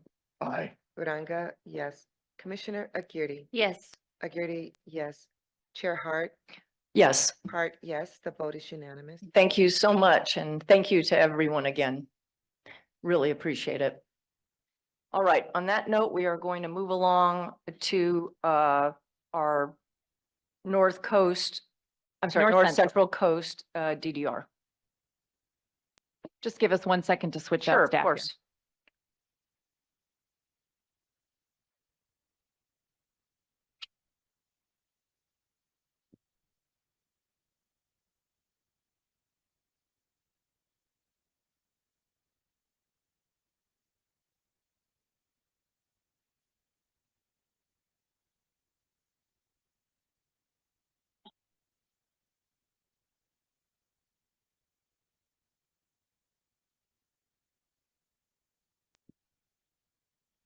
We are ready when you are, Chair Hart. All right, great. Mr. Carl. Yes, so that brings us to item 9. That's the North Central Coast District Director's Report. Today, we're reporting one waiver. It's for 12 solar-powered lights in Pacifica. We're not aware of any objections or controversy regarding this matter, and so the question is whether 3 or more commissioners object, and if not, then the commission will concur. All right, the 3 or more commissioners object. Seeing none, commission concurs. And we will move on to item 11A. That's right. It takes us down to item number 11A, and I'd like to ask Kiana Ford to give our staff presentation. We do have a PowerPoint for this.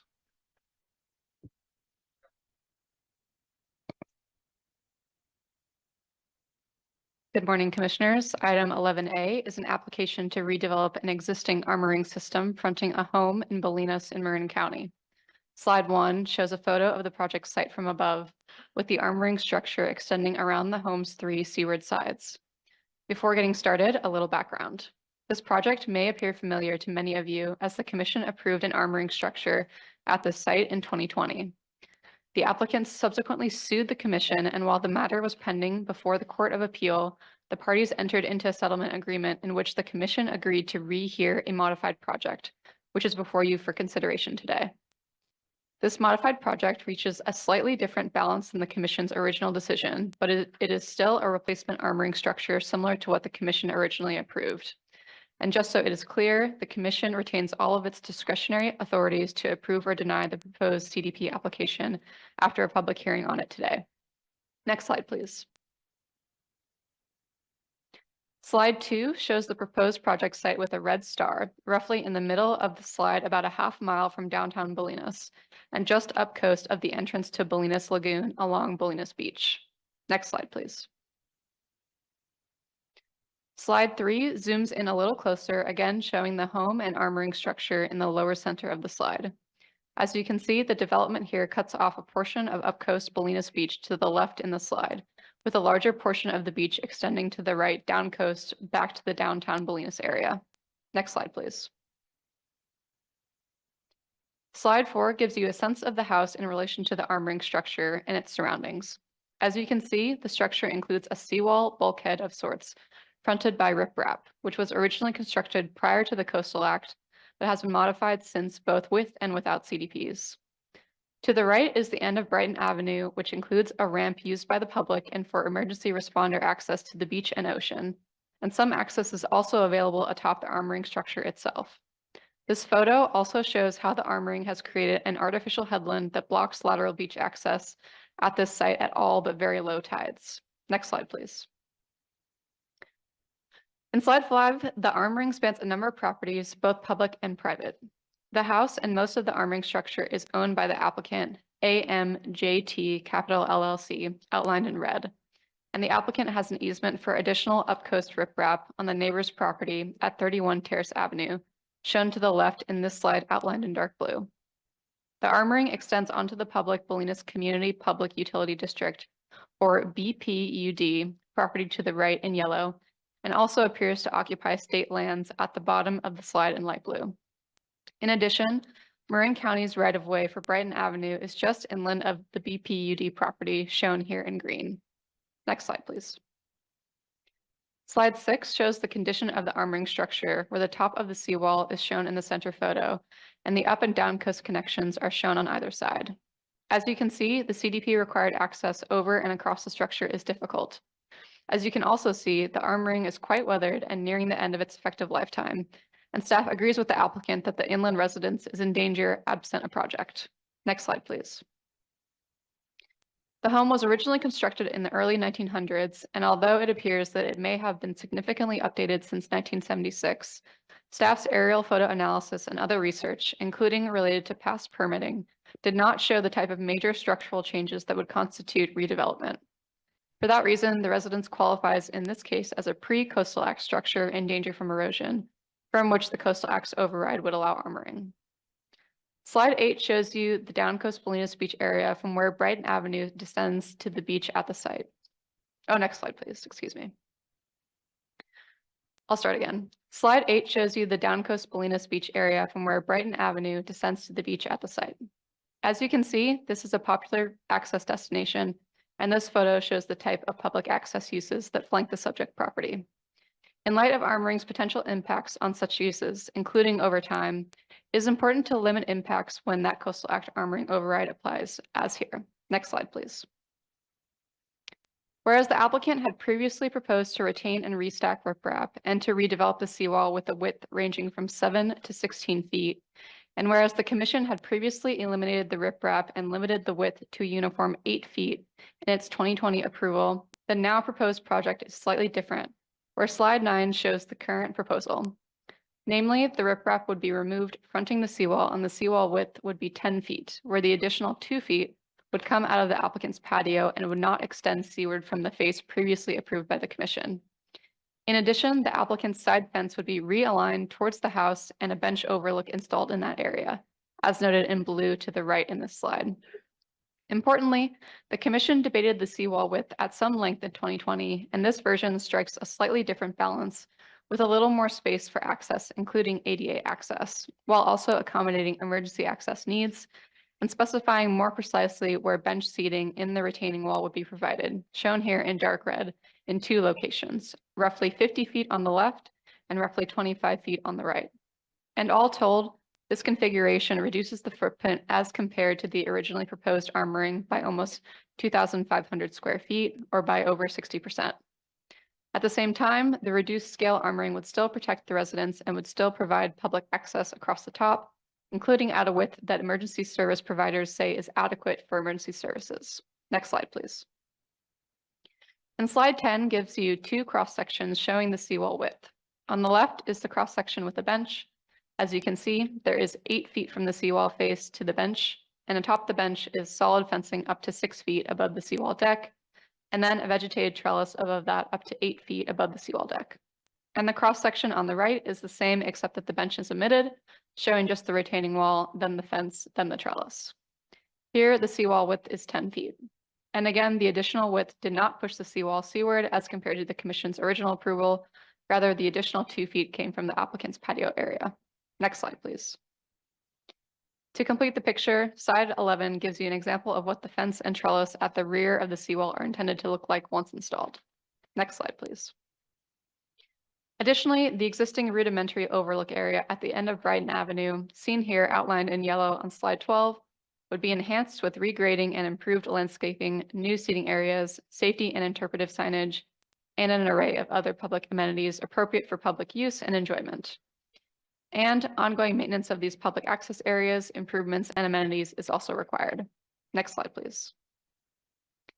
The recommended conditions also require updated public access easements and restrictions to be recorded and require assumption of risk, waiver of liability, and indemnity agreements in light of coastal hazards, monitoring and maintenance of the as-built project, and BMPs to protect marine resources, public access and views, and other coastal resources during construction. As condition, staff recommends approval of the CDP. The motion and resolution necessary to act on this recommendation is on page 6 of the staff report. This concludes staff's presentation. Thanks so much, Ms. Ford. Great report. Any ex partes?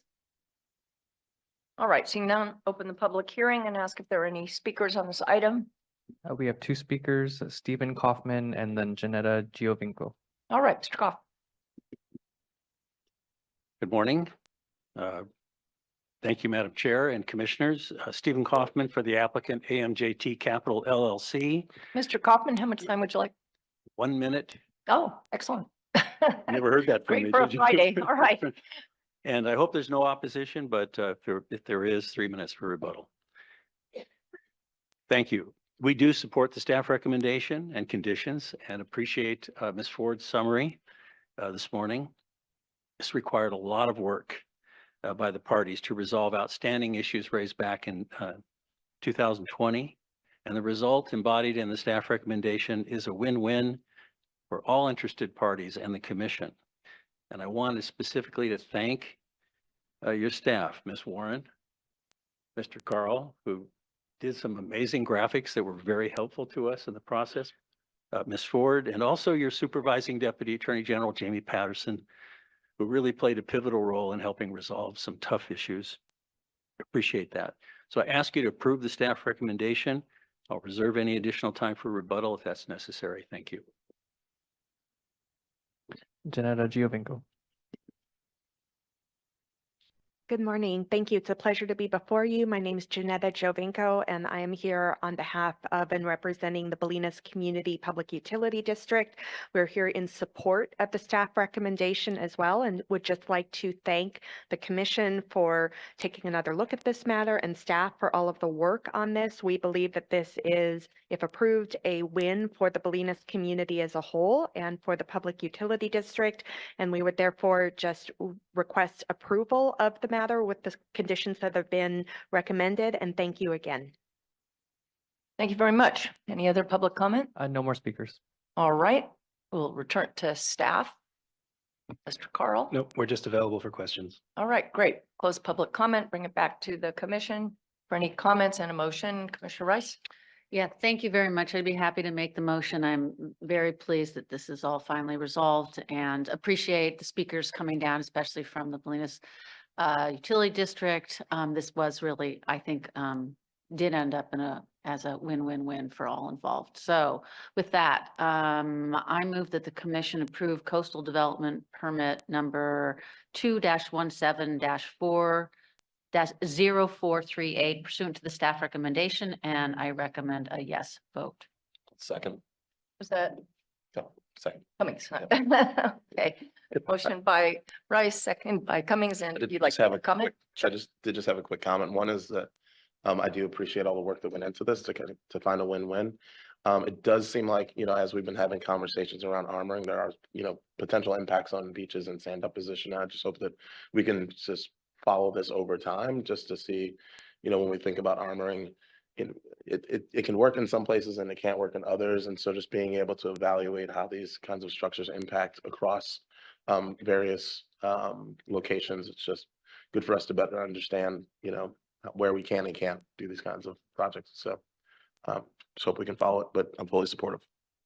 Thanks so much. And I just want to add my gratitude that was expressed by Mr. Kaufman to all of our staff, our attorneys. I know that this was a very difficult matter, and I feel excited about the outcome, particularly the public amenities, I think is fantastic. It's such an important and beautiful and amazing location. So thank you so much. So we have a motion and a second. Ask for roll call vote. Commissioner Cummings? Aye. Cummings, yes. Commissioner Escalante? Commissioner Harmon? Yes. Harmon, yes. Commissioner Notoff? Aye. Notoff, yes. Commissioner Rice? Yes. Rice, yes. Commissioner Uranga? Aye. Uranga, yes. Commissioner Aguirre? Yes. Aguirre, yes. Commissioner O'Malley? Yes. O'Malley, yes. Chair Hart? Yes. Hart, yes. The vote is unanimous. Great. Thank you very much. All right, we'll now move to the Central Coast District Deputy Director's report. Yes, thank you, Chair Hart. That's item 12. The DD's report today, we're reporting 2 waivers, 4 emergency coastal permits, and 2 LCP certifications. Only the waivers require commission concurrence, and for those waivers, we're not aware of any objections or controversy. And again, so the question is whether 3 or more commissioners object, and if not, then the commission will concur. Thank you. Do 3 or more commissioners object to the DDR? Seeing none, commission concurs, and we will move on to 13A. Yes, excuse me. That'll bring us down to item number 13A. This is the Morro Bay LCP implementation plan update, and I'd like to ask Sarah McGregor, the coastal planner who's our lead on this, to give our staff presentation. Good morning, Chair Hart and Commissioners. Agenda item 13A is the City of Morro Bay Implementation Plan Update, which is the second phase of the city's comprehensive update to the LCP. This IP update follows the LUP update, which was certified as submitted by the Commission in August of 2021. This update was partially funded via 3 grants from the Coastal Commission's LCP Local Government Assistant Grant Program. And today's hearing is the accumulation of an inclusive and extensive community planning process. Before getting started, I would note that we received correspondence from some who appear to have misinterpreted the staff note on page 3 of the staff report as a recommendation to postpone action today. That is not our recommendation, but rather fairly standard language for all LCP amendments in the event that the commission fails to take action today. And it also allows the commission to instead extend the deadline for final commission action if that were to occur. To be clear, however, staff is recommending that the IP be approved by the commission as submitted today. Next slide, please. The City of Morro Bay and its over 10,000 residents are located along the coast in the San Luis Obispo County between the unincorporated communities of Los Osos to the south and Cayucos to the north, west of the city of San Luis Obispo by about 5 miles via Highway 1, and about halfway between San Francisco and Los Angeles on California's central coast. The city limits are outlined in red on slide 2, and almost the entirety of the city's roughly 6 square miles is located within the coastal zone. Next slide, please. And slide 3 zooms in a little closer. As you can see, the city is bisected by Highway 1, generally paralleling the shoreline and then extending inland towards San Luis Obispo, and consists of a mixed-use downtown area centered along Main Street and Morro Bay Boulevard, leading to the Embarcadero, which fronts on the bay, shown to the right here. The Embarcadero is the city's primary and very popular tourist area, and it is also a working waterfront.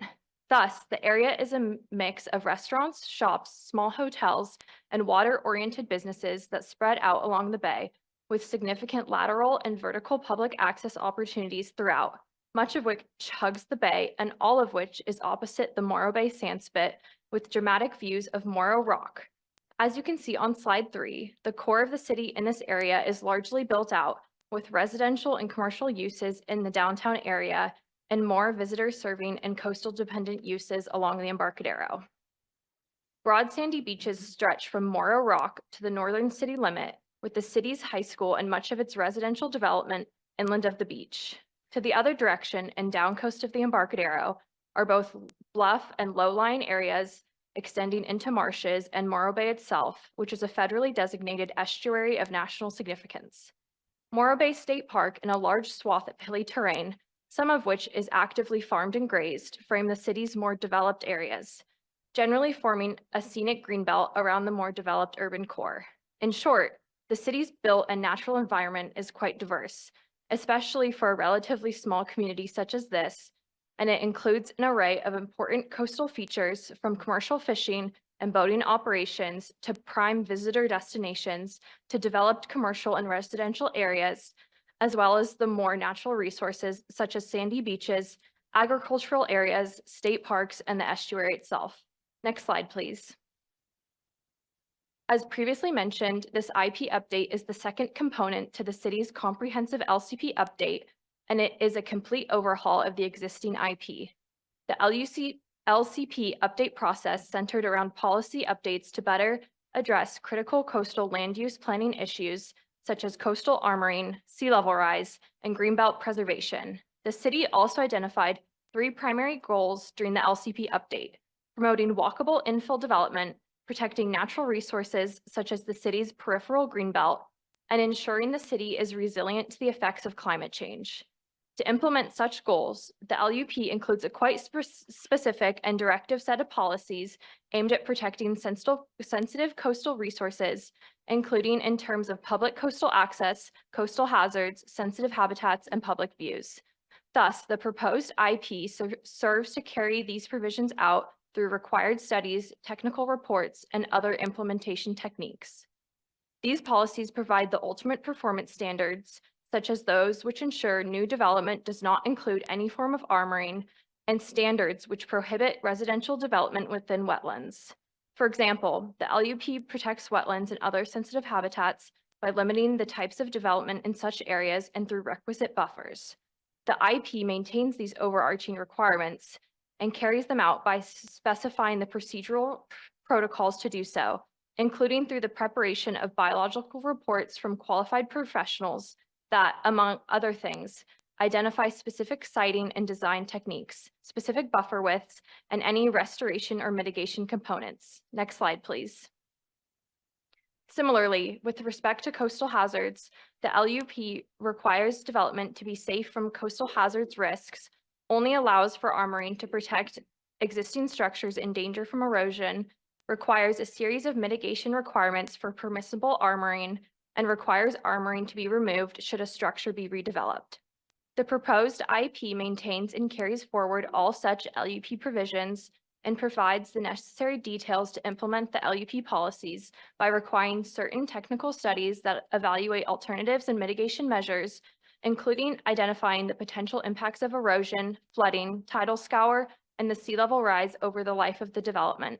Finally, with respect to facilitating infill development and housing, the IP provides for a suite of provisions to promote housing opportunities, including affordable housing, and similarly incentivizes multimodal transportation options and flexible parking requirements, all in conformance with LUP policies. Next slide, please.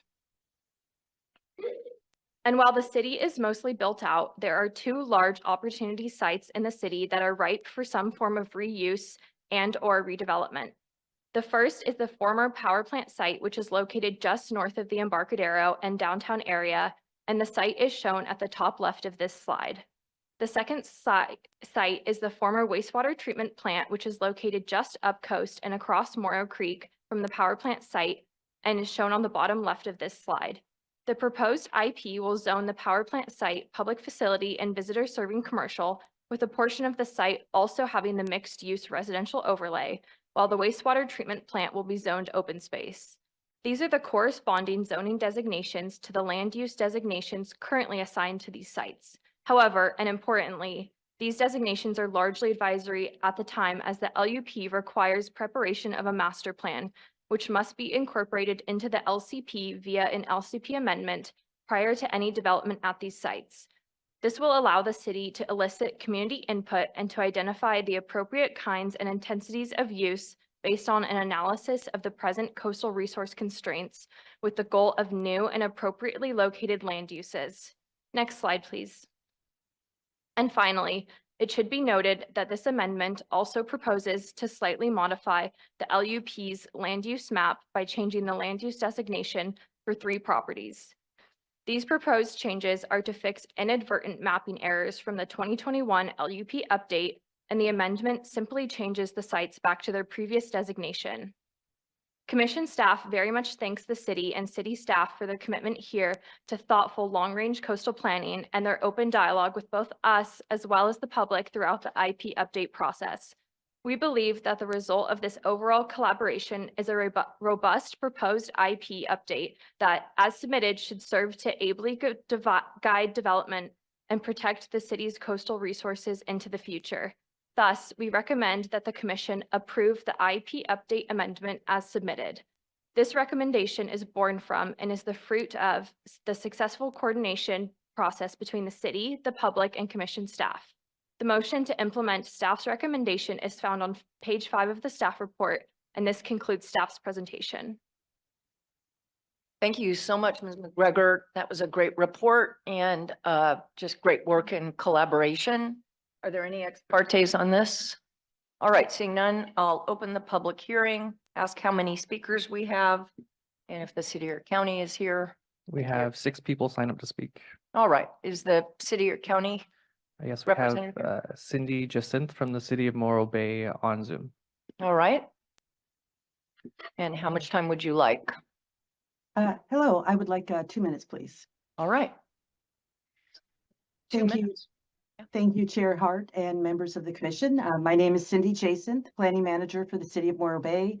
The city's pleased to be here today and to have on the agenda our LCP amendment for approval of our Coastal Implementation Plan. We do support the staff recommendation for approval as submitted.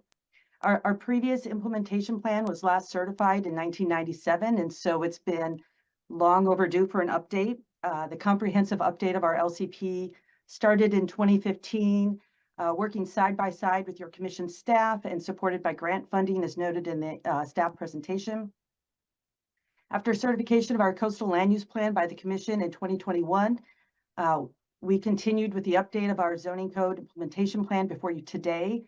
It does reflect significant community engagement and public input through multiple public hearings, and which was adopted by the City Council in 2022 with amendments in 2023.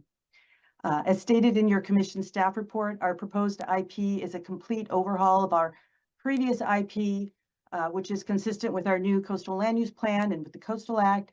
And we want to thank and express our support for your commission staff who have been so helpful and supportive during this update process, maintaining close communication with us to understand issues and needs and best practices. And we're really proud of the resulting document. So again, the City of Morro Bay therefore supports the staff recommendation for approval as submitted for both the IP update and minor amendments to the land use map. And I'd be happy to answer any questions if there are any. Thank you. Great, thanks so much. Additional speakers? We're coming back to the room at the Betsy Gaudette Cross, Gail Johnson, Rachel Wilson, and Steve Ray. Thank you.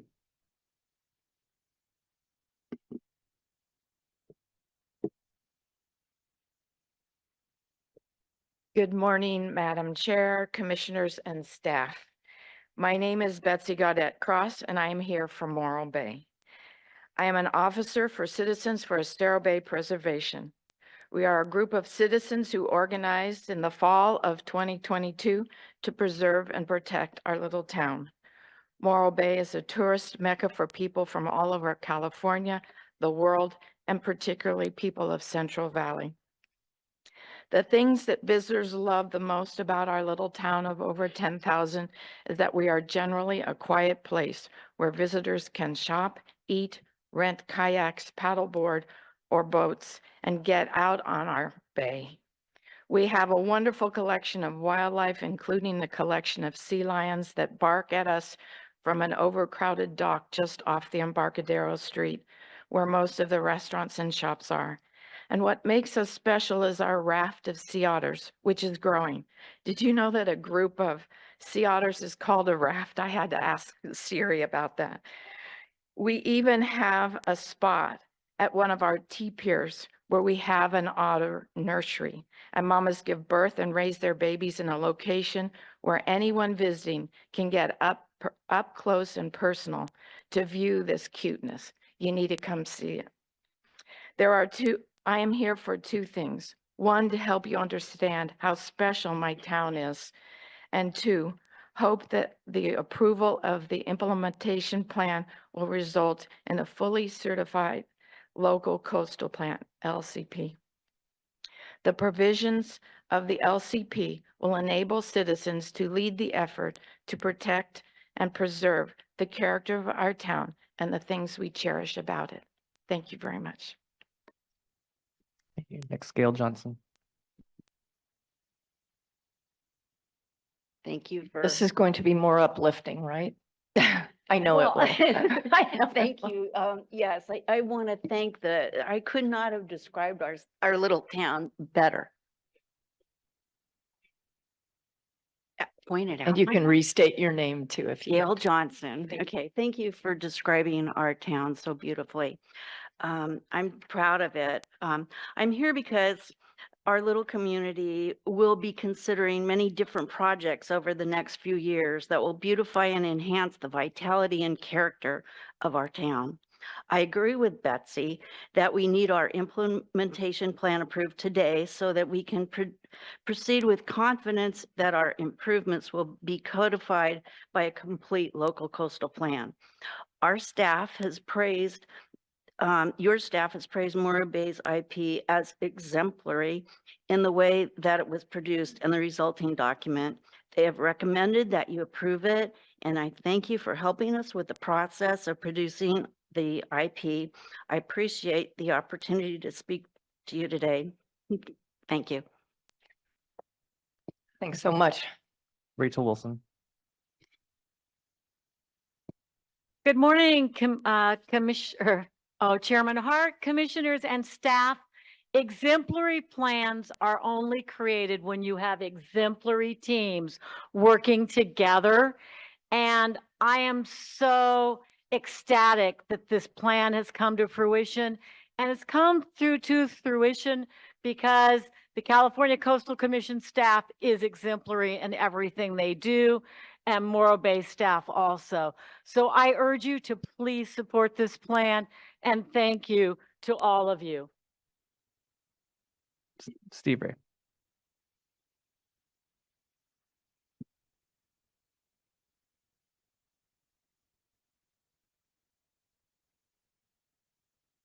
Well, good morning again, Chair Hart, commissioners, and staff. Three women who just spoke are an example of what the citizens of Morro Bay are like. You'll love it there when you come and visit. They are part of the reason that I've decided to get more involved in this jewel on the Central Coast as well.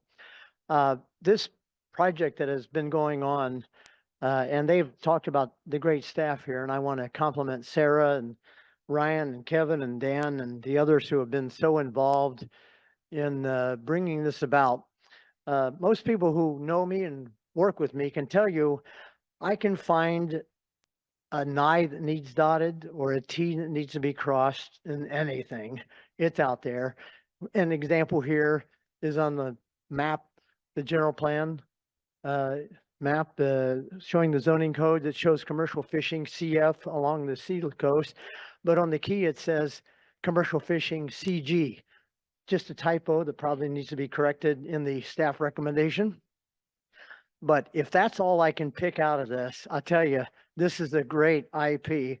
And I strongly recommend that it be approved and approved immediately. The citizens of Morro Bay, with all the things that are coming in there, the citizens, the city itself, led by Cindy Jacinth and her great staff there, and for the commissioners here, this will make it so much easier to deal with all of these issues. So thank you very much, and please pass this.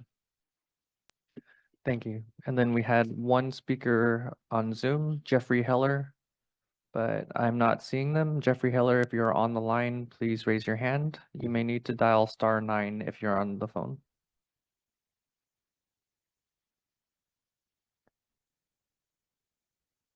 I'm seeing no hands raised, Madam Chair. All right, thanks so much. I'll close the public hearing, and I do want to remark that it's extremely rare, almost never, that we see an LCP amendment come forward with no recommended changes. Thank you so much. It's remarkable. Those are my comments before I turn it over to the commission for comments, questions, and a motion. There's actually going to be 2 motions. Madam Chair? And down. Megan. Yes. Commissioner hello. Harmon. I'm so sorry. I'm so Thank sorry. you. Sorry. I just Nice wanted to hear to from you.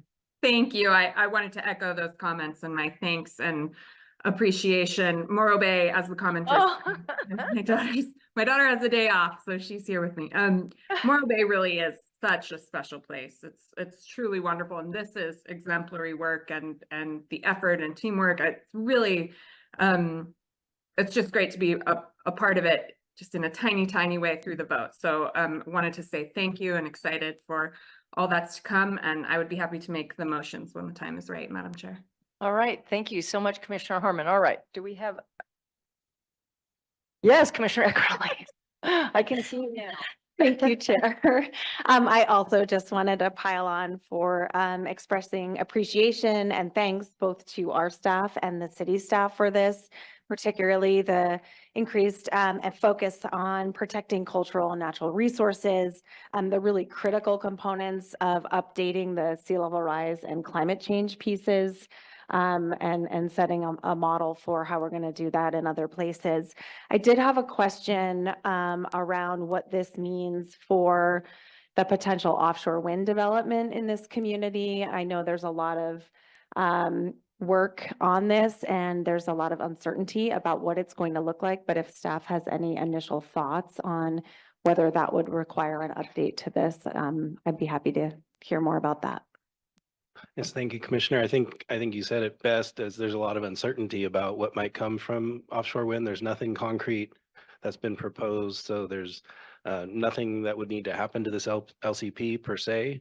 It all depends on how it kind of fleshes out in the next several years, how it might or might not need to be, updated, modified. But again, as you're well aware, there's a lot of thoughts out there, but there's nothing concrete that we're aware of that would, require any sort of modification like right away.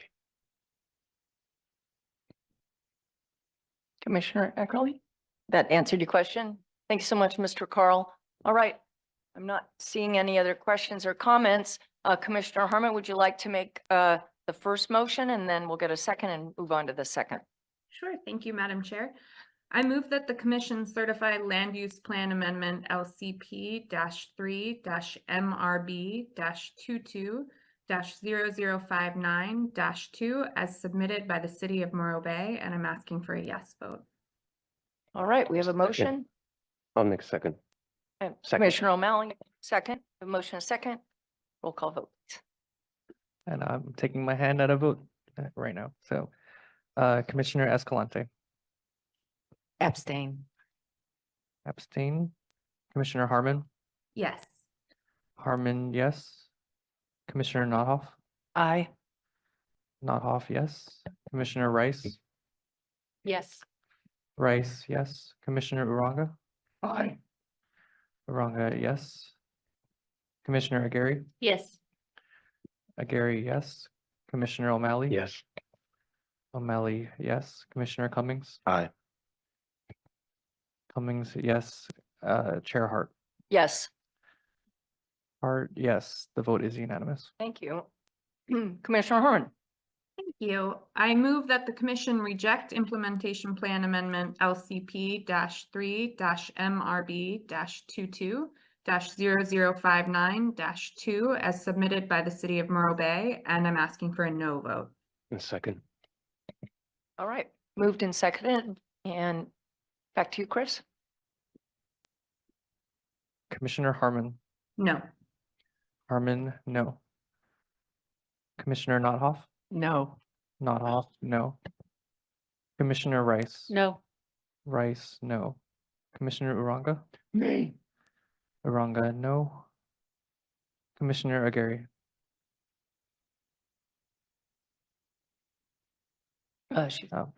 Commissioner O'Malley? No. O'Malley, no. Commissioner Cummings? No. No. Cummings, no. Commissioner Escalante? Abstain. Escalante abstained. Chair Hart? No. Hart, no. The vote is unanimous. How many, what was the vote? 7, Seven? no. Okay, thank you. Just checking. All right, terrific.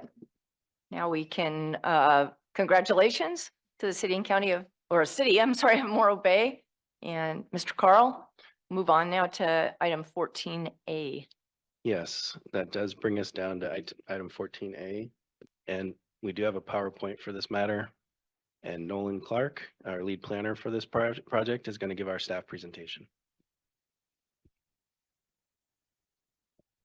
Good morning, Chair Hart and Commissioners. Item 14A is an application to construct a roughly 110 linear foot, mostly buried retaining wall at the top edge of the coastal bluff, as well as related drainage infrastructure, all seaward of the applicant's home within the unincorporated Aptos Rio Del Mar area of Santa Cruz County. Slide 1 shows the coastal bluff in question, with the applicant's residence at the top of the bluff, roughly at the center of the slide, and other residential development located at the base of the bluff near beach level on Beach Drive below. I would note that an addendum has been prepared that responds to a letter provided by the applicant's attorney, which does not raise any issues not already addressed in the staff report. The addendum serves to provide additional clarification regarding those issues, but does not change the staff recommendation that the proposed project is inconsistent with the LCP and should be denied. The key issues here are that the LCP has strict criteria that must be met in order to even allow consideration of shoreline protection structures, and if allowed, there are additional criteria that must be met in order to approve such structures. Fundamentally, it is unclear if the LCP can authorize a shoreline protection structure for the applicant's residence or the residences at the base of the bluff. To consider such armoring, the LCP requires that an existing structure is present, where existing in this context means present on site as of the implementation of the Coastal Act in 1977 and not redeveloped since, and that the structure is significantly threatened. Additionally, the LCP identifies a preference for softer solutions over hard armoring, requires the use of the least environmentally damaging feasible alternative, and requires mitigation of unavoidable coastal resource impacts. In this case, the proposed project does not adhere to these LCP requirements, and significant changes would need to be made in order to approve the project, which the Commission is under no obligation to do so. Therefore, staff recommends that the Commission deny the proposed projects for reasons explained here today, and which are further detailed in the staff report for this proposal. Next slide, please. The proposed project is located in the unincorporated Aptos Rio Del Mar area of Santa Cruz County, down coast from the city of Capitola, and on the coastal bluff near Seacliff State Beach. Next slide, please. Slide 3 here zooms in on the area and shows an aerial view of the project site at the top of the coastal bluff outlined in light blue, with the beach level residential development on Beach Drive at the base of the bluff below, and Seacliff State Beach just seaward of that. Next slide, please. Slide 4 shows a site plan of the applicant's property and the proposed project elements. The proposed project is to construct a 110 linear foot pin pier, partially buried retaining wall, and related drainage infrastructure at the top edge of the coastal bluff. The estimated 19 piers would be approximately 2.5 feet in diameter, spaced 6 feet apart on center, and inserted to a depth of about 40 feet below grade into the bluff at roughly where the green line is showed here on slide 4. These piers would be connected by a concrete grade beam at the upper 8 feet of the wall, where the top 2 to 3 feet would be visible and located above grade on the bluff. The drainage improvements would include a 2 wide foot swale along the landward edge of the retaining wall, as well as other infrastructure intended to collect surface drainage and direct it inland to a private drainage system, all shown here in red. Next slide, please. Slide 5 shows an aerial view of the site with the applicant's residence noted in relation to the top of the retaining wall location, shown in green, and the beach level development on Beach Drive at the base of the bluff fronting the beach. As I said before, the LCP's criteria that would allow consideration of a shoreline protection structure have not been met. First, the LCP requires that an existing structure is present, where existing in this context again means on site as of the implementation of the Coastal Act in 1977 and not redeveloped since, and that such structure is significantly threatened. In this case, based on available evidence, at least 307 and 311 Beach Drive at the base of the bluff have been redeveloped. As to the degree of threat, the applicant's own geotechnical consultants concluded that the applicant's residence is not significantly threatened. As to the base of bluff structures, the CDP application materials indicate that portions of the bluff have sloughed into the backyards and to the base of the beach level homes in the past. Given the fast-moving nature and general unpredictability of landslides, there does appear to be a significant threat to these beach level homes. If they were determined to be existing for shoreline protection purposes, then the LCP would allow consideration of armoring, but that does not appear to be the case here. Even if the CDP application materials had established existing significantly threatened structures in shoreline protection structure terms, which they do not, the LCP also identifies a preference for soft solutions over hard armoring, requires the use of the least environmentally damaging feasible alternative for abating threat, and requires mitigation of unavoidable coastal resource impacts, none of which are proposed in this case. In fact, the applicant's geotechnical consultants and the Commission's own geologist and coastal engineer all have concluded that the proposed project would not be able to fully mitigate the identified threat because the retaining wall would be constructed at the top of the bluff, whereas the historic landslide scars and landslides originated predominantly seaward of that point.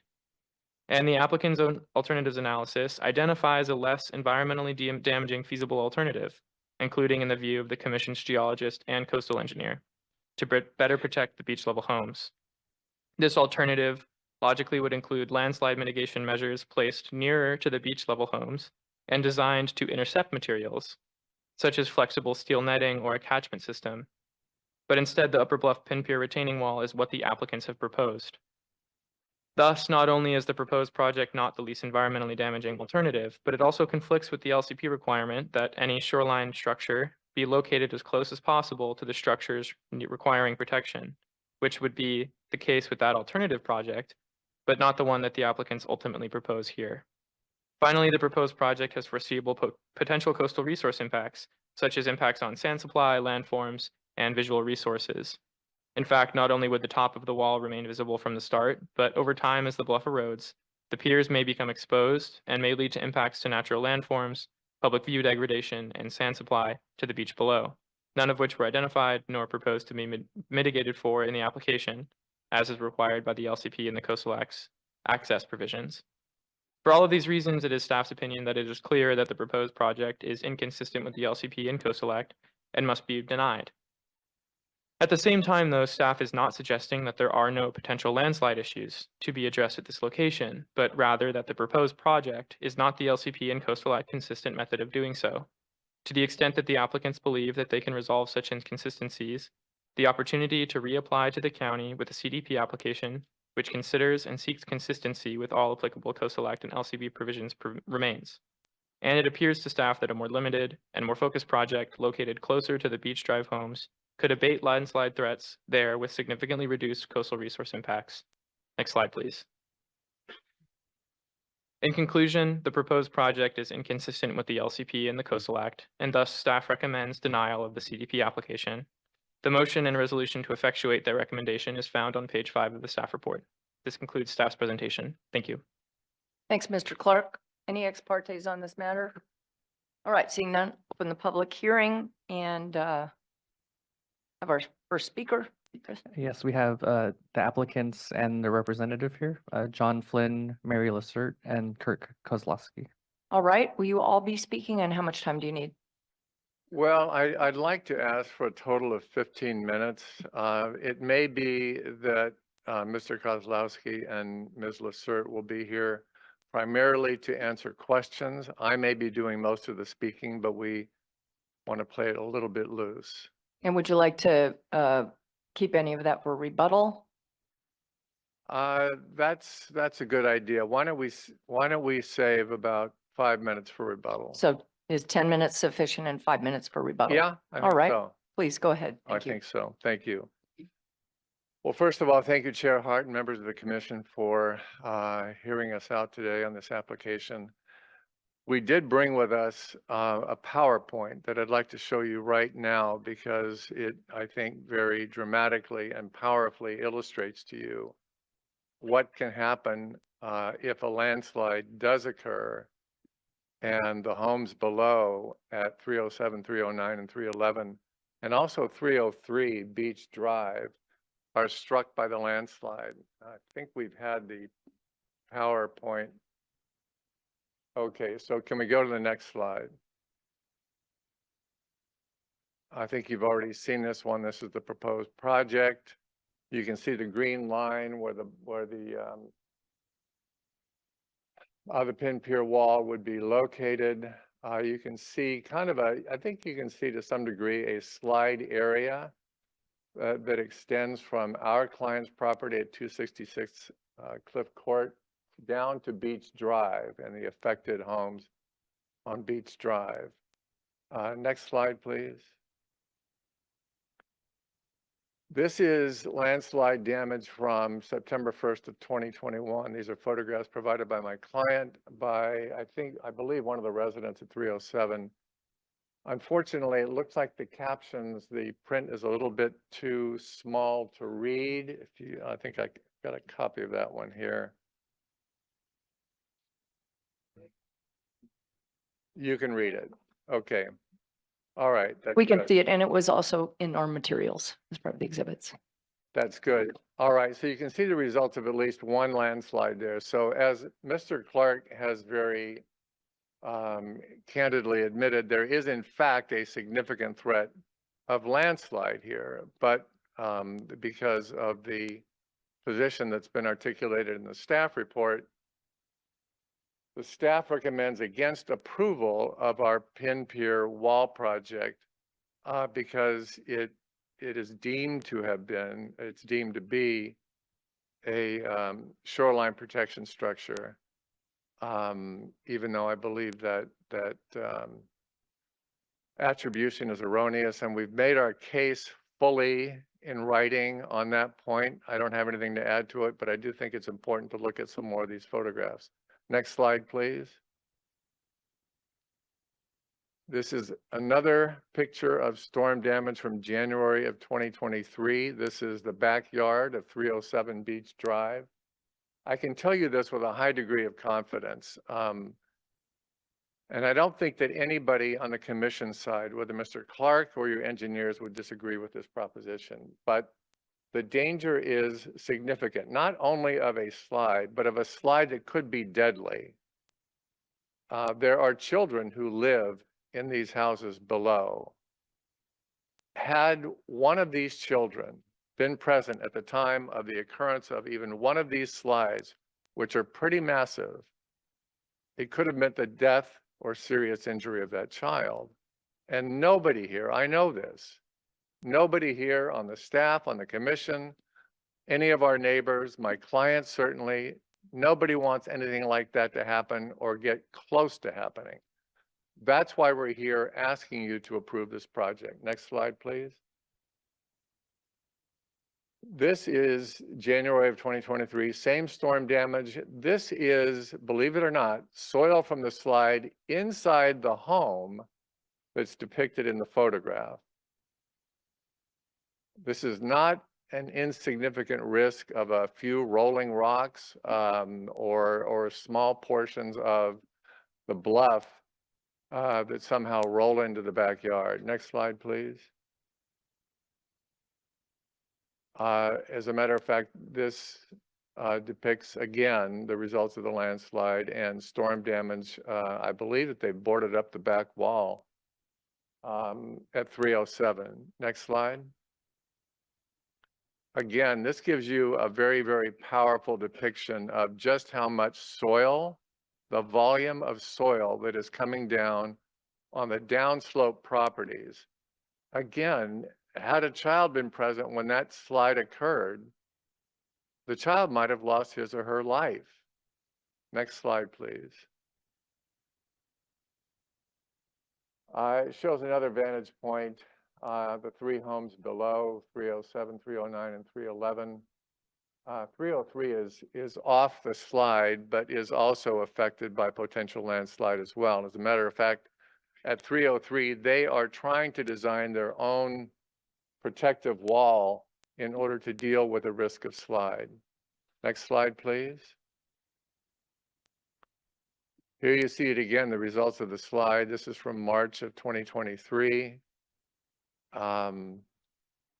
It's impossible to overstate the level of risk. It's impossible to overstate the threat of serious injury or death that could occur from a slide. Next slide, please. I think this was simply showing a particular vantage point of the photographer. Next slide. This shows the separation between 303 and 307 and their proximity together. Next slide, please. Again, you can see the bluff. This is not a bluff you're going to be able to deal with effectively with netting or a mere catchment wall on the downslope properties. And I'll explain a little bit more about that in just a minute. Next slide, please. This is 307 Beach, the back patio after the slide. Next slide, please. Another depiction. You can, unfortunately, the timer is blocking a little bit of the view of our client's property at 266. Next slide, please. There it is there. There's 307 directly beneath us. They've been imploring us to do something, to build some kind of retention device so as to mitigate the level of risk associated with a landslide. That's what we're trying to do. We're trying to, I think the complaint has been made that this isn't going to be a total solution to the problem. We've never purported to have, by virtue of this pinpoint pier wall, we've never purported to alleviate all of the risk associated with landslide. Next slide, please. Okay, so a couple of other points that I want to make before we get to our 10-minute mark. Mr. Clark is mistaken about whether there is going to be anything visible as a result of the construction of this project. He said there will be 2 or 3 feet extending above grade of the wall. That's incorrect. I know that that's not something that he's deliberately misrepresented. I'm quite sure of that. But we can guarantee you, and if you want to make it a condition of approval, that's fine. But the wall will be completely buried. Your own engineers in their own report refer to it as a buried project. Nothing will be visible. There will be no visual impact from this project whatsoever, nor will there be any alterations to natural landforms, because all of the pin piers are going to be built at the top of the bluff, behind the bluff. It will not alter the natural landform of the bluff. If, for some reason, if erosion occurs in the future and the piers become exposed, there are plenty of ways to deal with that. I think you've dealt with it before in other projects, imposing mitigation or maintenance conditions. We're happy to add a condition of approval or accept a condition of approval that would require perhaps facing the piers with gunite or shotcrete in order that it blends in better with the surrounding topography. You'll see support for that in the LUP at policy ARC 5.1.7.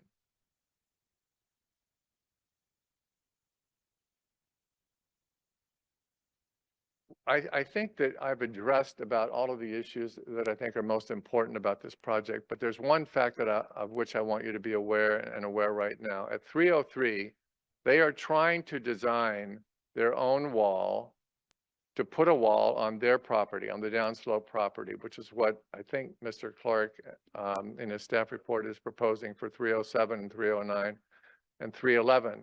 The problem is this, that it's not possible to treat our proposed wall as something entirely separate from the slope. I'm going to take a little bit more of the time. From the protective walls that the folks downslope are proposing to build. Our wall is designed to retain 1,000 cubic yards of soil. You might know this already, but a dump truck will hold 9 cubic yards of soil. We're talking about 100 dump trucks of soil. That's a lot of soil. The folks downslope, it's not going to be possible for them to design and build a wall large enough to deal with that 1,000 cubic yards. What they're trying to do is find out, they want this wall built so that they, number one, they can know how much of a wall they're going to need at the base of the slope. And number two, how much is it going to cost to build such a wall? And is it even technologically possible to build a wall and pay for it, that it's large enough to catch all of that soil? So it's all a part of one solution. We're not proposing that our wall is the total solution, but it will work with the kind of catchment walls that Mr. Clark is talking about at the base of the slope if you put them all together. And that's what we're asking you to do. This is a life safety measure. The risk is real. I think you all see that. And I'd like you to approve this project, even if with some conditions, but I assure you, none of it will be visible. It will not alter the natural landform. It's not going to have any aesthetic effects. It will have no effects on sand supply, and there's no evidence to the contrary. All right, thank you very much. And we've reserved just a few minutes for rebuttal. All right, next speaker, please. Did Mary Lissert or Kurt Kozlowski want to speak right now? All right, so are you? So I just want to be clear that that would be part of the rebuttal time because they are representatives of the applicant. Right, so They are the applicant, sorry. you just, your attorney just spoke on your behalf. You still have a few minutes left, which he's reserved for rebuttal. If you use that time now, We don't get any time. well, I'm willing to give you, why don't you take 3 minutes? And I'll give you additional Thank you. 5 minutes for rebuttal. Thank you. Thank you. Thank you. Kurt Kozlowski and my wife, Mary. Kurt Kozlowski and my wife, Mary. Thank you. This is very emotional for us. We have spent over 5 years when I first invited the county of Santa Cruz and their engineer to come out and view the bluff. I hear structures, I hear all of this. I think what gets lost in all of this is the human element here. We are just trying to do the right thing here. And we are trying to do what we can do, our part of a total solution. And I have a toddler grandchild. You take a look at the pictures, there's sippy cups on the counter. I just can't even imagine having to try and unbury a toddler. The Board of Supervisors meeting, they said, I don't care what you call it. This needs to be addressed. The county voted 4-1 for this project. They saw the realities of the human element here. You can get tangled up in the coastal protection things all you want. Someone's going to get hurt. That's all I have to say. I'm also very emotional because while this is photos and it's words on your page, for me, it's looking down that hill every day and it's watching everything start to cut loose. It's sheer now. And it's, I hear, I'm not a specialist of what can be done to that bluff. I would love, Mr. Clark, I invite you to come and stand on that bluff with me. I beg of you, because I know you know. Just address the commission. I'm sorry. Appropriate. Thank you. I have had no one stand there where I have to stand every day. And we have been asked to work with our neighbors and the applicants are encouraged to work with the affected Beach Drive neighbors on a project that will meet such a task. That's why we're here. This started years and years and years ago. We were told to work with our neighbors. They call us when the land goes through their back door. They call us. We are working with them. That's how we got here. This is our part. This is all we can do. I'm confused at the go back and work with your neighbors. They're going to do what they can do. We are part of a solution. We are not the solution. No one ever said we were. Okay, thank you very much. All right, do we have additional speakers on this item? We have two other speakers, Laura Walsh and Mike Guth. All right, Ms. Walsh. 3 minutes. Thank you. Good morning. Laura Walsh with the Surfrider Foundation and our Surfrider Santa Cruz chapter. We are aligned with staff and support denial. This is a bit of a strange project for Surfrider to get involved in, given the location and the fact that the wall is sandwiched between downhill structures and one structure at the top of the bluff. But we care a lot about how Santa Cruz interprets its local coastal program. And there are many, many ways in which this project does not conform with the local coastal program. Santa Cruz is in the middle of a controversial LCP update. A quarter of the county is armored, and we stand to lose precious waves and beaches based on how that update unfolds. So we care a lot, again, in the interim, how the current LCP is properly upheld. This project violates the part of the LCP that states that armoring is allowed only where necessary to protect existing structures from significant threat. This is probably the most compelling reason for denial. It won't work. It won't do that. The analysis done by staff and locally is very clear that this will not prevent landslide to especially to the short-term rentals that are downhill. This also undermines parts of the LCP that dictates who armoring is allowed for. Again, that analysis wasn't properly conducted locally, whether the structures were all existing or not, and 2 of the structures downhill have been redeveloped significantly and wouldn't be found as existing. This also undermines parts of the LCP that dictate that the least environmentally damaging option should be chosen here. It's pretty clear that there are other more coastal resource protective options like a net, and that hasn't really been considered. I would just add that this was a mess locally. The project was denied 3 times. I attended some of those meetings. There were basic questions unanswered about what shoreline armoring is and what it does. And we see this as an opportunity for the commission to clarify how armoring impacts this spot locally and the county at large. Thank you. Thank you. And then Mike Guth. Is this someone online, Chris, or? Yes, he's on Zoom. Mike, Can you hear me? Micah?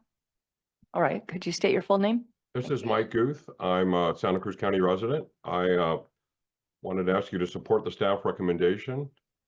I'll make a few points for you. I participated in the county process, and even as a longtime and somewhat jaded administrative grinder person, I was the approval process was surreal. Code requirements were simply overlooked, even though they were brought up repeatedly This was a case where the majority in the fourth hearing, because there were 3 denials, wanted an approval, regulations be damned. And it was for that reason that I felt compelled to appeal. And now that you've taken it, I'm out of it and it's in front of you.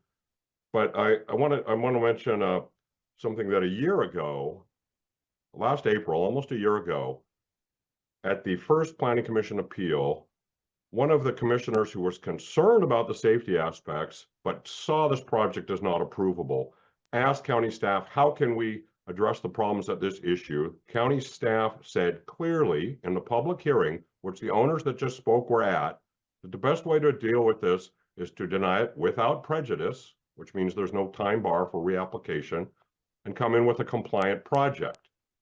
They heard that. It was denied without prejudice, which is a nice denial, but instead they appealed it to the board. And then back to the zoning administrator it went, denied again, and they appealed it again, and a year is killed. And this is after a year before they got a hearing because they wouldn't concede it was a shoreline protection structure. So the concerns about we've got to do something are belied by the approach they've taken that have caused these huge inordinate delays. There are now correspondences in the record from the application team that seem to be pointing the finger at others for these delays. They need to look for no further than in the mirror. So I kind of wanted to address that. The statutory interpretations that county applicants council have used, I believe, are far-fetched. The county in its code often defines words for just use in that code section, just like development in a riparian corridor is defined and it's something completely different and includes a lot more things than development in a subdivision. Same with shoreline protection structure. It is one because it's expansively defined. And for putting in a simple letter that said that, I mean, I was thinking of reading you some of the correspondences I've got from applicants' team where they're saying I'm, quote, morally bankrupt and they've reported me to the state bar for practicing outside my expertise, for doing statutory interpretation. It flies in the face of this warm and nice, accommodating talk that we've just heard from the applicant's attorney and from these homeowners. This is not the experience we had at the local level. So I understand there's serious issues here. I hope there's an overall solution. But for now, I ask that you please follow the staff recommendation. Thank you. Thank you very much. And we actually had one more speaker now, Nancy Okada. Thank you. Could she have 2 minutes, please? Okay. And Nancy Okada, I see that you're muted. Oh, hi. Can you hear me? Yes, we can hear you. Great, wonderful. Thank you. Morning, commissioners. Thank you for letting me speak at the last minute. I didn't know if it would come up soon enough to get on. I'm chair of the Sierra Club California Coastal Subcommittee, and we are definitely supporting staff recommendation on this. And just like the staff report says, we really think that they should all meet together and figure out a better solution that would work more environmentally.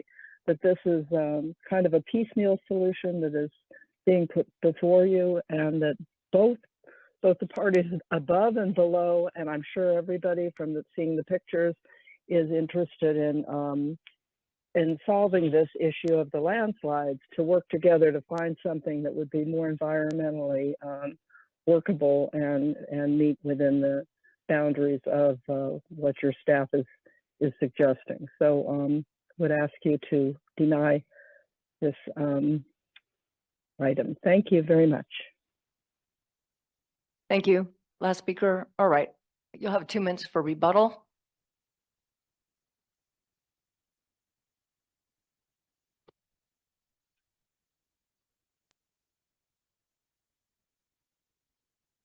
It seems to me that so much of the opposition to this application is based on the proposal that this is a shoreline protection structure. I don't want to get too hung up on that right now because we have addressed it in writing. But as I have said before, if the logic that is presented by Mr. Clark in the staff report is correct, and that this is a shoreline protection structure, given the fact that you have coastal zone areas that extend landward in Santa Cruz County up to 5 miles, That would mean that a landslide retention device located 5 miles from the beach would be a shoreline protection structure.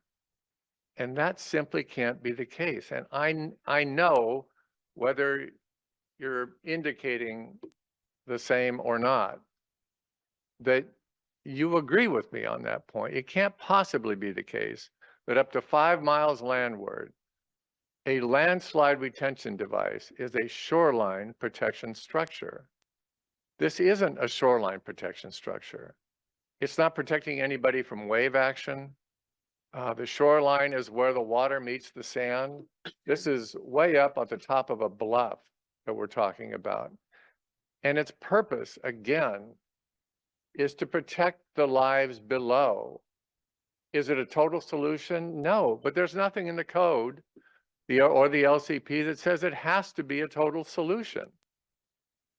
But it is the responsible thing to do. And once the folks down below know what it is that we are going to do and whether there will be a wall to hold back that 1,000 cubic yards of soil, they can then know what they're going to have to do and how much it's going to cost.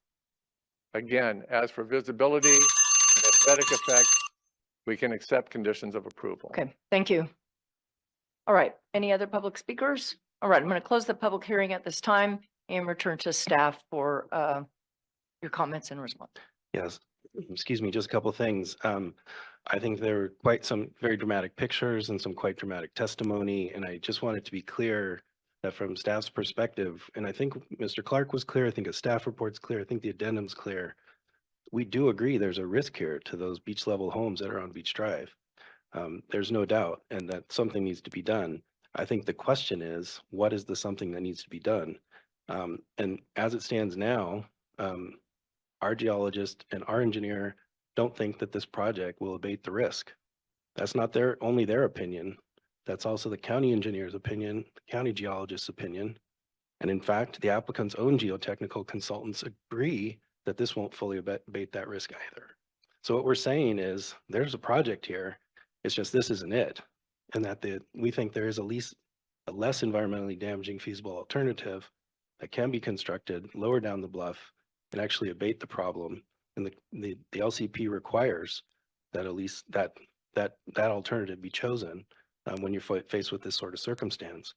And then just to a couple of points, Mr. Flynn has again remarked that the project won't be visible.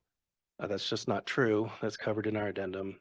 It's also, you can see it on your own exhibit. Exhibit 3, page 2, identifies the cross section. You can see it for yourself there. I think one of the things that's going on here is there's a larger issue. We have these beach level developments in Santa Cruz County, Beach Drive being one of them.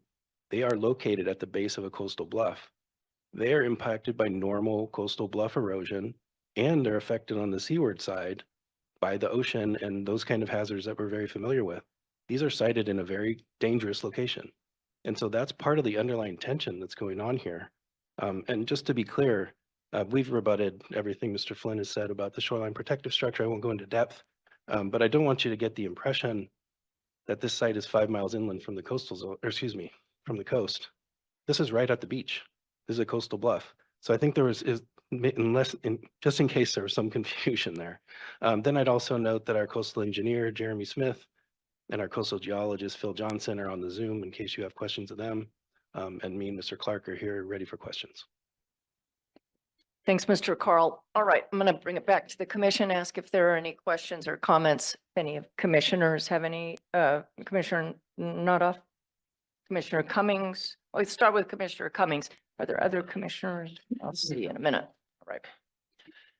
Thank you, Chair. And I will say that this has been through a lot of process, especially as it relates to the county. I think that the appellant actually spoke a little bit more accurately to how this has come about. I wasn't on the board when a number of the earlier decisions were made, but last year it did come to the board. We did send it back to the zoning administrator. It then went to, I believe, I'm not sure if it went back to the planning commission or if it was appealed directly to us, but there have been a lot of back and forth on this project, given the many concerns that have been brought up. And I just wanted to see if we could bring up the photos because I'm just curious where the end of the property boundary is, because where this structure is being proposed, it clearly seems like it is not where the slide is actively happening. And so, you know, if the idea is that we need to put a structure in that's going to protect the homes below, it makes sense that structure is put in a place and is appropriate to actually provide some kind of defense rather than, you know, we're putting something that's actually not going to help the people below from being impacted. Yeah, there is an exhibit. I think it back a couple, maybe one more. There you go. This gives you an indication of the applicant site on the bluff top. And then you can see the bluff extends between them and the Beach Drive homes below, and the property lines for those are the property lines for the Beach Drive homes going up that slope. And that's where, you know, the majority of the landslide issue is. Right, and that's, I guess, that's one of the concerns I have here is because it seems like that area where the property lines kind of extend upwards towards the boundary, there's a kind of, it seems like there's kind of a zone in between that where it's not clear who the property owner is with that tiny swath between the downslope properties and the. Yes, there's an intervening property owner right at the top of the slope. But the majority of the landslide material is, and the landslides that have been observed are on these Beach Drive home properties. Right. And that's, I think the big concern is that, you know, if those property owners really want to protect themselves from landslides, like that's kind of their responsibility to create the appropriate structures that would mitigate these kinds of impacts, because that's where the slides actually currently occurring. I guess I'm just wondering, are there any alternatives to what the applicants are proposing? Because it seems like the concern may be, you know, if the slide were starting to occur further up the slope and into their property lines, that might be where the concern is coming from related to this. So I'm just wondering like what kinds of alternatives there might be, or if there are any. Yeah, I mean, this might be a juncture. It's covered in our staff report. It's covered in the addendum, but Jeremy Smith, who's our coastal engineer, is online or on Zoom. And I think that he could give a little bit on that. That'd be helpful. Jeremy, there you are. Sure, yeah, and I can start, and our geologist Phil can maybe add if he has any additional thoughts on this. But some of the alternatives that are possible are debris retention devices at the bottom of the slope that sort of hold up material that would flow in a debris flow behind them. There's netting that can sort of stabilize the superficial materials. I think those are the two main alternatives, but Phil, did you have anything to add? Yeah, you know, the applicant had proposed installing this pier pin wall, and they'd also proposed installing some drainage measures that would intercept any kind of overland flow that would occur on the site. And it seemed like those drainage measures could be, that's another option that would be helpful in improving the stability of the slope, downslope. Of course, the project site is mostly not on the slope, or what we're showing on that graphic is the project site. The subject property of the applicant is mostly not on the slope, but if they want to intercept any kind of runoff that could be coming from their property, I think that would be a simple measure that could be installed that would improve the stability of the slope and would direct flow off into the storm drain system back towards the street. And that's another measure that could be implemented relatively easily without involving any sort of shoreline protective device.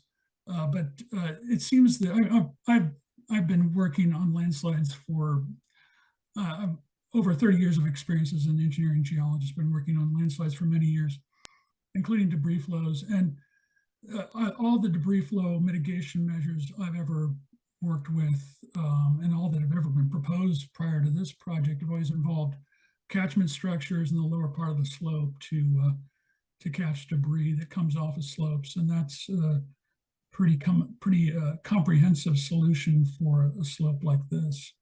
So I think that's ultimately what's really going to be needed. Great, thank you. And then my next question around process. I know that the applicants had mentioned that they applied or they started working on this like 5 years ago, and I'm just wondering at what point or was there a point when Coastal Commission staff were kind of involved in those conversations, because again, we see projects move through the process and then they kind of get to the end and then the Coastal Commission is brought into the conversation. And, you know, one of the things I've been encouraging since being on the board is just we need to have those conversations happen early so that we don't get to this point where it's years of money that's been spent and then it gets to a point where, you know, we can't move forward. And so people then just try and appeal and lawsuits just to try to force something through rather than, you know, working in collaboration through the outset. And so I'm just wondering what kind of communications were involved in this project.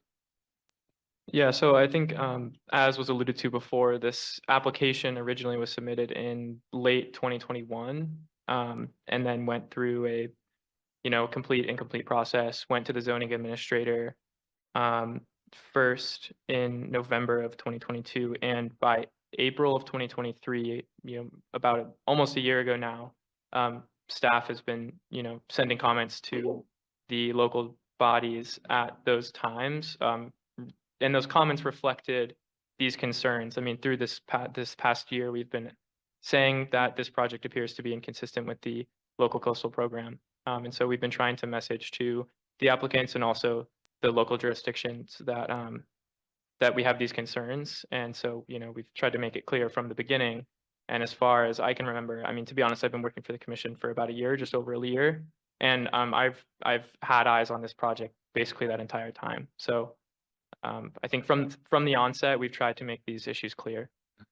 And I guess my last comment will be like, I am really sympathetic to the concerns that the applicant raised and their desire to try to do what they can to protect their home and to protect their community. But I think one of the things that the position we're kind of stuck in is that, you know, the county's been moving forward since before I was on the board to try to update its LCP. And that's really what's being called into question today, is whether or not this project is consistent with the LCP. And based on kind of what we've received today, it's not. And there are other alternatives that probably should have been considered prior to this alternative, and that should have been worked out with staff. And I hope that, you know, something can be worked out over time, because, you know, we really do want to make sure that we're doing the best we can to protect people's homes, to, you know, protect from coastal erosion. But it needs to be done. It needs, like, if we're coming up with policies, you know, and we're saying that we want to make sure that we're consistent with our policies, then that's what we should be striving to do.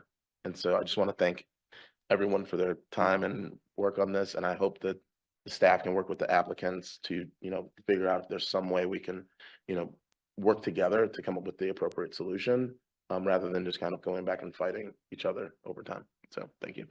Thank you, Commissioner Rice. Yeah, thank you so much. A question, I was also thinking about the drainage improvements that are one element of this overall project. And I guess my question would be to Mr. Johnson in reference to his comments that are the drainage improvements that are included in this overall project design, would they still have relevance and make for improvements in terms of reducing water flow that potentially destabilizes the bluff face below? I think it would be helpful. It would not be a solution in and of itself, but it would be helpful. That along with the sort of catchment wall or geobrick fencing or something of that sort at the base of the slope would be sufficient, but by itself it would only be a small. Okay, so yeah, what I'm wondering is, would such drainage improvements, if they were to have been proposed as a standalone project, would they have also required a CDP? And so I guess my question then is if the applicant was interested in pursuing the drainage improvements as a standalone, actually, so it'd be a modified project that only includes those drainage improvements, would it be worth considering that approval today, just so they don't have to go through a CDP process in order to obtain those at a later date? I think one of the things that you heard from Mr. Johnson is that it has limited ability by itself to do much. And really, they need to combine those with a larger project and, you know, work with their neighbors on the catchment system. And so I think there's nothing to stop them from pursuing that project through the county. And I think, as was spoken to earlier, this is denial without some prejudice. It was intended to direct this applicant group back to the county to do a coastal permit for the project. So I think that would be the preferable route. Okay, just making a suggestion. Seems like it, even with a project that involves something down below catchment, it's worth doing the drainage improvements usually. Why not? Thank you. All right.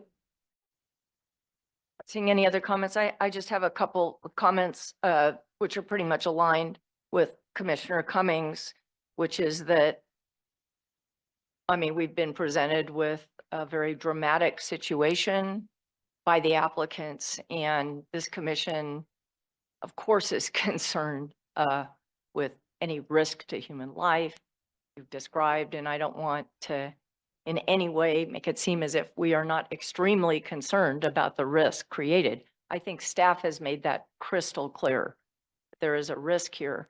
The problem, as Commissioner Cummings, as staff, Commissioner Rice have mentioned, is that this project is not going to address the risk significantly, and in fact, it is in violation of the LCP. So given all of those circumstances, for me personally, I would love for a solution that is a complete solution, or as complete as it can be, given the situation here, to be developed and be brought back to the county. And it sounds like the county has indicated an openness to that, a desire for that. So I think that that's the approach that should be taken to truly address the challenge here. So given that, I'll turn to the commission for a motion. Commissioner Cummings. Oh, You did. I'm sorry, Commissioner Wrong. I didn't see. Well, I just want to be clear on what the vote means. So if we deny, let me rephrase that. So if we go with staff recommendation, nothing happens. But if we vote a yes on this, that means that what does it mean? That's the point where I'm a little confused. A yes vote on the motion would mean that it is approved as proposed by the applicant with no special conditions. Thank you. Thank you, Commissioner. All right. So any other comments? None. Commissioner Cummings. yes, I move that the commission approve coastal development permit number A-3-SCO-23-0051 for the development proposed by the applicant, and I recommend a no vote. Second. All right. We have a motion by Cummings, second by Rice. Will this be back to you, Chris? Or to you, Ms. Yes. Miller? Okay. Commissioner Nothoff. No. Nothoff, no. Commissioner Rice. No. Rice, no. Commissioner Uranga. Uranga, yes. Commissioner Aguirre. I'm so sorry. I just need to clarify. A yes vote is for denial, a no vote is for it to move forward. A yes vote would mean approval of the project. And the mover of the project is asking, the mover of the motion is asking for a no vote. No, then my vote is no. Aguirre, no. Commissioner O'Malley. No. O'Malley, no. Commissioner Cummings. No. Cummings, no. Commissioner Escalante. No. Escalante, no. Commissioner Harmon. No. Harmon, no. Chair Hart. No. Hart, no. The vote is 1 yes, 7 no. All right. So 1 that, yes, 8 no. Sorry. thank you. Therefore, the application is denied. I believe that's our final item. Excuse me. And I want to thank staff very much. Thank everyone that has been here today. And we will see you all in April in Long Beach. Thank you.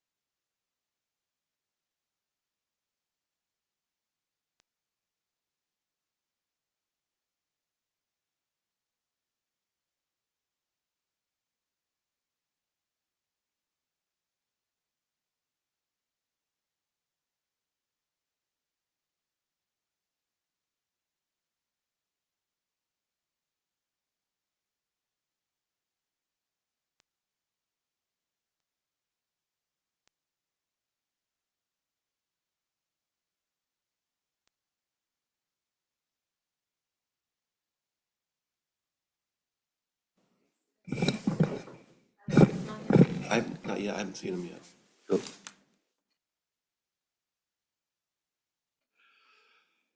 Good morning. I'd like to call to order the Board of Supervisors here for April 16th, 2024. May we have a roll call, please? Of course. Good morning, everybody. Let the record reflect that all supervisors are here, with Supervisors Adams being absent today. Supervisor Alejo will be shortly joining us. Also, our County Administrative Officer, Sonia de la Rosa, will not be in today. So we have Nick Chulos, Chief Assistant County Administrative Officer, sitting in today. Thank you. Are there any additions or corrections? No additions or corrections, Chair. Thank you. So we'll have a call for closed session, items number 1A through D. Is there any public comment on that in the chambers for our closed session items only? And anybody online? Nobody online. With that, we'll close public session. Close. Sorry about that. We do have one person online. All righty. We have Mr. Christian Schneider. All right. Sure. Mr. Snyder, you have a couple, 2 minutes. Good morning. Good morning. I found it best to address this in for your closed session. So I go to court on Friday, where they're trying to dismiss my case based on the fact that I have not paid the county for motion fees. Is the county aware of this? Because I feel as though county council is still working hand in hand with Fenton Keller in this lawsuit. And there was a contract signed by Janet Holmes releasing or actually putting $44,000 worth of debt onto me without me knowing. And I think that you guys don't know about this either. I keep bringing up the word due process, and I think you guys are thinking this is like a joke. Now, I know Ms. Askew is very keen on financial or fiduciary responsibilities to her constituents. So I would ask, have you explained to everybody just how much you spent on this lawsuit and what this lawsuit was about? Have you explained to your constituents or to the public? Because what I'm going to suggest now is that you take a course of corrective action. The Board of Supervisors voted incorrectly on a lot of things, and now it's time to set it straight. It's causing material damage to my person, and more importantly, it's robbing your constituents of how you've spent over $180,000 on election activity. So you're going to have the opportunity to deal with this, and I really hope you do, because it's creating a lot of problems. Thank you. Thank you. Okay, any other comments? All right, thank you. We'll close public session, And Alejo present. Thank you.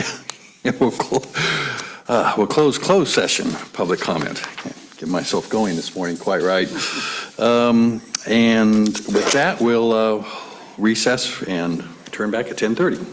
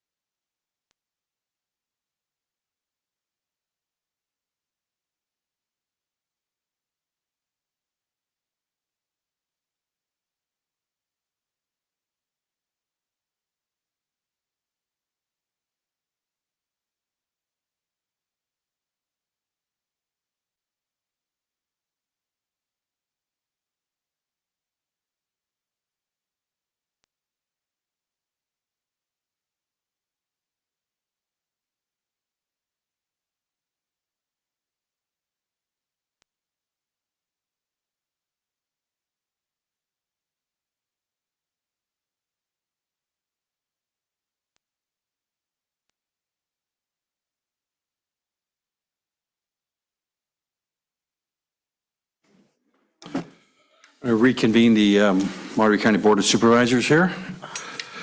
May I have a roll call, please?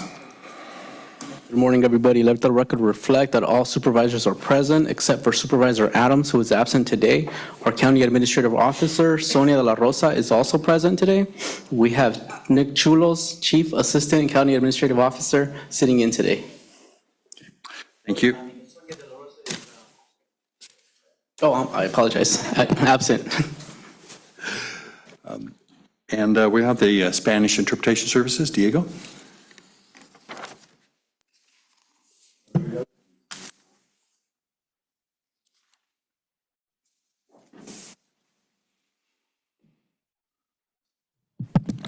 Muy buenos días, mi nombre es Diego Celis. Seré su intérprete español-inglés, inglés-español para la reunión de hoy. Si está planeando hacer un comentario y necesita servicio de intérprete, por favor, hablar lenta y suficientemente fuerte para que yo lo escuche. Favor hacer una pausa al final de las oraciones para asegurarse de que tengo la oportunidad de interpretarle. Muchas gracias. Thank you, and we'll do the Pledge of Allegiance. Supervisor Alejo, would you like to lead us? We can all rise for the pledge. I pledge allegiance to the flag of the United States of America and to the republic for which it stands, one nation, under God, indivisible, with liberty and justice for all. Are there any additions or corrections to the agenda? Yes. We have a correction for item number 15 under scheduled matters. It's for the County Administrative Office. We have received a revised PowerPoint. We also have a correction under item number 16, which is also under scheduled matters. This is for County Council. We have received a revised attachment 2. Thank you. And we'll move on to ceremonial resolutions, which we have 4 of them today. 2 will be presented. Is there any public comment on these ceremonial resolutions? Seeing none, none online? No. No, okay. Thank you. Move approval. Move approval from Supervisor, first and second. All those in favor? Aye. Opposed? Passes. And we can go to Supervisor Alejo. Do you want to present yours first? This is number 1 on resolution honoring Sarah Rosalia Hernandez. There it goes. Thank you very much, Mr. Chairman. I'm going to ask our Chief Public Defender, Sue Chapman, to join me. And also, if there's any family members of Sarah Rosalia Hernandez, if you could join me at front. This resolution is recognizing one of our beloved county employees. We're presenting this resolution posthumously to her family. We tragically lost Sarah Hernandez on February 23rd. We adjourned in her memory then, but we didn't have an opportunity to do something special for her family to recognize her dedication to the County of Monterey and its residents and the many people and that she has impacted positively within our county family, mentoring a lot of people and really providing distinguished service to the community. So before I present this resolution and pass the mic to our Chief Public Defender, I want to read what this resolution states.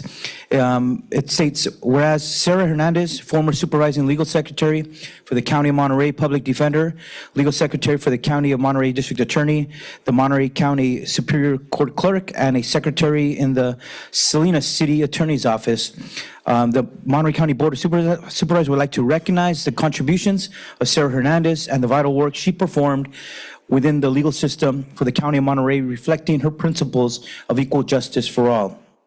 Sarah was born on February 17th, 1979, and raised in Soledad, California, attending schools in Soledad, Gonzales, and Hartnell College in Salinas. She played sports throughout her educational career, later serving for many years in local schools as a coach to many student athletes, serving as an inspirational leader and mentor, and served as president of the Rancho San Juan Boosters Club. She joined the County of Monterey's workforce in 2017 and was admired for her commitment to excellence, acting as a strong advocate for not only her staff and coworkers, but also the members of our county. Sarah spearheaded the telework program for staff, was always the first to volunteer for public service events and fundraisers, and always treated people with respect and kindness. She has 3 beautiful children, Carlos, Adan, and Delilah, and that she loved dearly. Sarah, having fought a brave battle against a catastrophic illness with dignity and grace, she passed sadly on February 23rd, 2024. Sarah Hernandez will always be remembered by her smile, her sense of humor, and her grace. So therefore, today, on behalf of the Board of Supervisors and all our residents, we recognize and honor Sarah Rosalia Hernandez for her contributions to our communities, and that she will be missed always by all who came to know her. With that, if we could give her memory a round of applause, everyone, as I present this to her family. I say thank you. First of all, thank you. Thank you. Thank you all.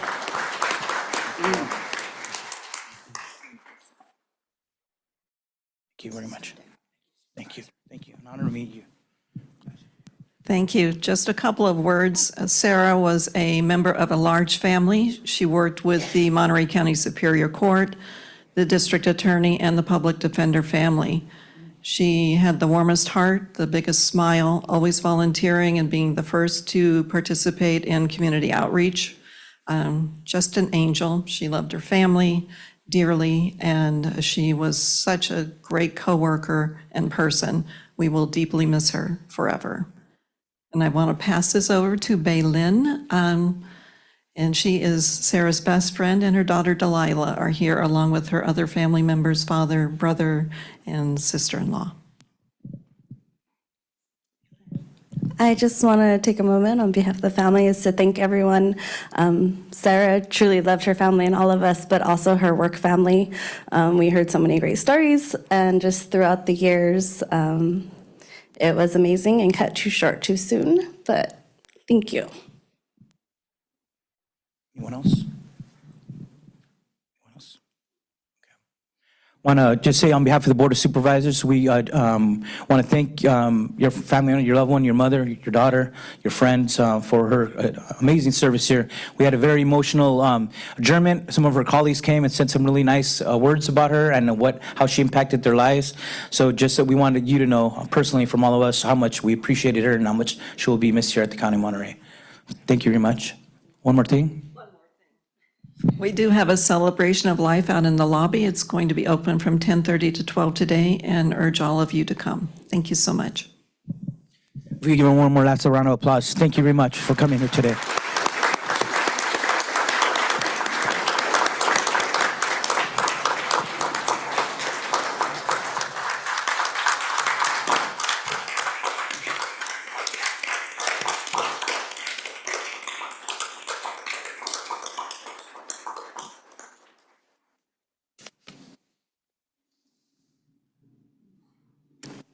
Yes, Supervisor Askew, do you want to go?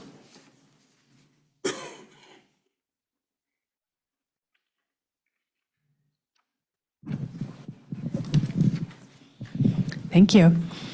I'd like to invite some of our friends from CHISPA, the Community Housing Improvement Systems and Planning Association, up here to join us for a resolution recognizing Affordable Housing Month. We'll give everyone a minute. We actually have a video to show as well. So why don't we go ahead and roll the video while we get reorganized up here. Essentially boils down to the fact that we build. Can we get the audio turned up a little bit? Every now and then, we'll see somebody in the midst of all the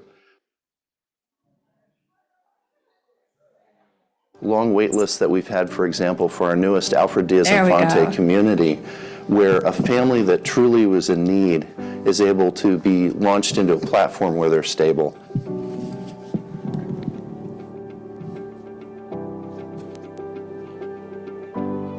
Somos una familia de 7 y donde yo vivía iban a vender la propiedad y yo no sabía dónde irme con mis hijos y estuve bien preocupada.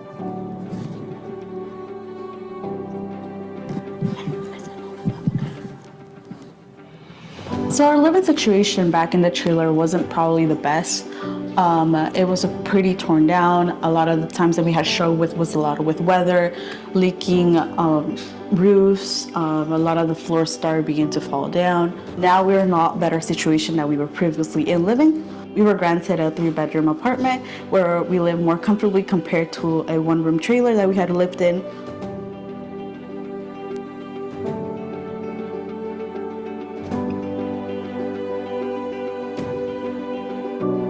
The Gonzalez family is a true inspiration. Mom and dad are very hardworking, siblings and so involved.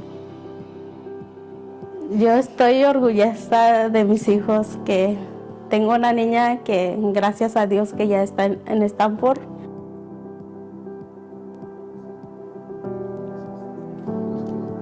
Chispa provides so much more than housing.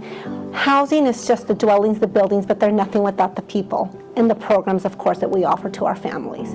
And essentially, they are bringing their talents and their gifts and their love to the other residents. And in doing that, we create a sense of belonging. Thanks to TLC and the leadership skills that they have taught me throughout the years, I was able to help and advocate for my family to apply for the apartments. Pues yo doy gracias al centro de Chispas por lo que hacen por nosotros los trabajadores campesinos o agrícolas que nos dan la oportunidad de tener un departamento digno para nosotros y para nuestros hijos. En cualquier casa es digna mientras que uno esté bien, pero yo nunca había tenido un departamento así y que ellos tengan su propia privacidad, pero yo les doy gracias por la oportunidad que me dieron, que se involucran para hacer los departamentos, que haya más los obstáculos para nosotros como trabajadores inmigrantes de que no tenemos los suficientes recursos. Somos varias y espero que yo no sea la única familia y que haya más personas que califiquen para que ellos también tengan un lugar digno para vivir. Gracias. Thank Chispa for granting my family the opportunity to live in a better living condition.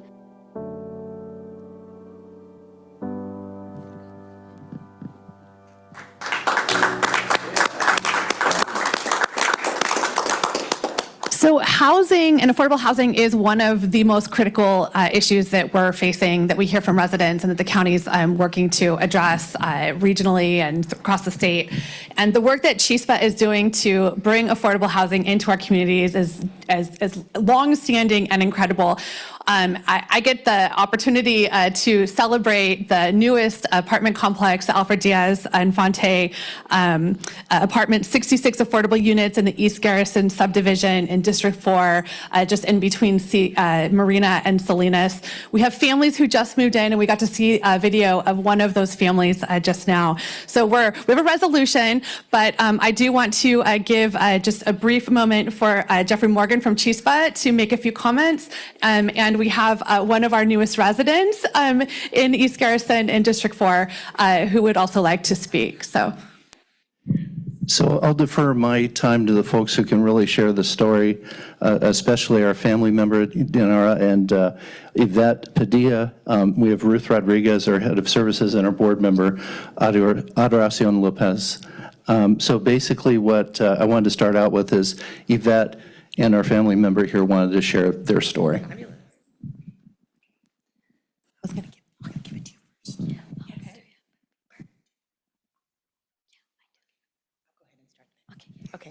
Hello, good morning, everybody. I'm Yvette Padilla. I wrote a little something. Again, I want to thank Chispa and the Rivera family for letting us share their stories. This is a big problem here in North Monterey County, and Monterey County as a whole is our housing crisis. So again, thank you so much. So I'm going to just read a little something that I wrote. So I'm Yvette Padilla. I wear 2 hats. I'm a longtime resident here for Monterey County. I work for North Monterey County Unified School District, where Dianita and all her siblings attend. I've been there for over 20 years, and I stand before you today with the message of gratitude and hope. First, I extend my heartfelt thanks to the organizations like Chispa, whose tireless efforts have not only provided housing solutions for our most vulnerable communities, but have also facilitated essential services through their Community Services Department led by Ms. Ruth Rodriguez. Thank you, Ruth. I'm here to shine a light on Daisy Rivera and her remarkable journey, which embodies the transformative power of community investment. Daisy's involvement in programs like Teen Leadership Council and the Together We Count census campaign through Chispa's programs has equipped her with invaluable skills and knowledge, empowering her to become a leader within our community. For instance, let's look at the Youth Leader Census Project in North County. It began with 51.2% participation in May of 2020 and rose to 69.2% of our community filling out the census. Daisy and her youth leadership group led this project. She was only 15 years old. She played a crucial role in amplifying our community's voice, even while working in the fields during COVID. She shared the Mixteco video. We translated in Mixteco, and she distributed it and did informal flyers in English and Spanish to our community, urging everyone to participate in the census because she wanted more resources for her community. Through her dedication and perseverance, Daisy has not excelled academically, but has not only excelled academically, but has also become a catalyst for change. Her journey from active community engagement to pursuing an aerospace major as a woman, a first-generation Latina, coming from an immigrant parents. She's at Stanford University and amplifies the profound impact of investing in our youth. Most importantly, Daisy's advocacy has extended beyond herself, as she has played a pivotal role in securing housing for her family, ensuring their safety and stability. Her story underscores the urgent need to address the housing crisis plaguing our county, where far too many families are struggling to secure affordable housing amid the soaring rents and limited opportunities. In North County alone, the stats are over 1,000 families are struggling with homelessness. We have 1,380 families that are in our McKinney-Vento. 1,110 of our families are doubled up, and these are stats from September 2023. 198 families and counting are living in trailers, mobile home, motels, and cars. So there is a pressing need for action.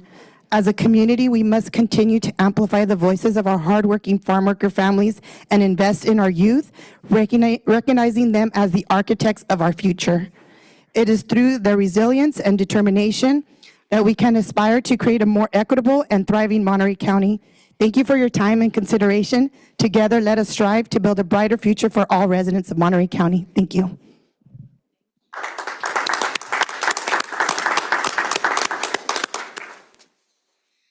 Well, good morning. My name is Dayanira Gonzalez Rivera. I'll be speaking on behalf of my sister, Daisy Gonzalez Rivera, who unfortunately couldn't attend in person because of class. This is an excerpt of Daisy's speech. The definition of home was such a wide definition unique to every individual, but at its core, it's a safe place to grow. Unfortunately, many aren't allowed to prosper and live in comfortable environments. A few months ago, this was a situation for my family, who lived in a trailer house in poor conditions, ranging from leaking roof to moldy floors. Aside from being a one-room trailer and a family of 7 members, it was difficult to live in a small place. But thanks to Chispa and the construction of the Alfred Diaz Impounded apartments, my family was able to move to a more comfortable and spacious environment. But although this was a situation for my family, many continue to live in similar environments. There is still a need for affordable housing. We are a part of a community that houses agricultural workers who belong to a minority community that needs to be acknowledged. Living in a comfortable place has become such a luxury that afford a proper living environment is only a reality for some. Thus, attaining affordable housing for all continues to be an issue. But from the efforts I see the brightness in the future. Before I end my speech, I would like to share a bit of my Stanford essay, which I feel pertains to this situation.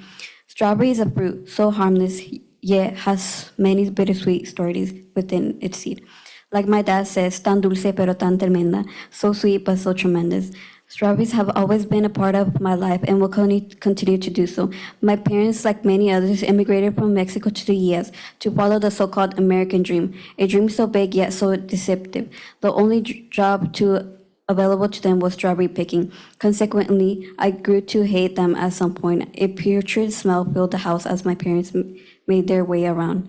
It smells so peculiar that can't be mistaken for anything else. It mixes bitterness, sweetness, dirt, sweat, broken dreams, broken families, and the earth itself. How could someone have a love and hate relationship with the fruit so sweet? Well, I do. Despite its difficulty, I still owe my whole life to it. If it weren't for it, I wouldn't be here. Thank you so much for allowing me to speak to you all. It was a pleasure to be here. So much, and you did your sister proud. I had an opportunity that Daisy spoke at the Chispa award ceremony. Was that earlier this year, later last year? And it was really compelling and moving. And you know, the county is committed to partnering with our affordable housing partners to see additional affordable housing built, so that everyone has safe, comfortable, warm, spacious places to grow and learn and thrive. So thank you to Chispa for being the ones that are actually delivering on that promise of the county, and I would like to present this resolution. So, yeah, it's all yours. All right, thank you.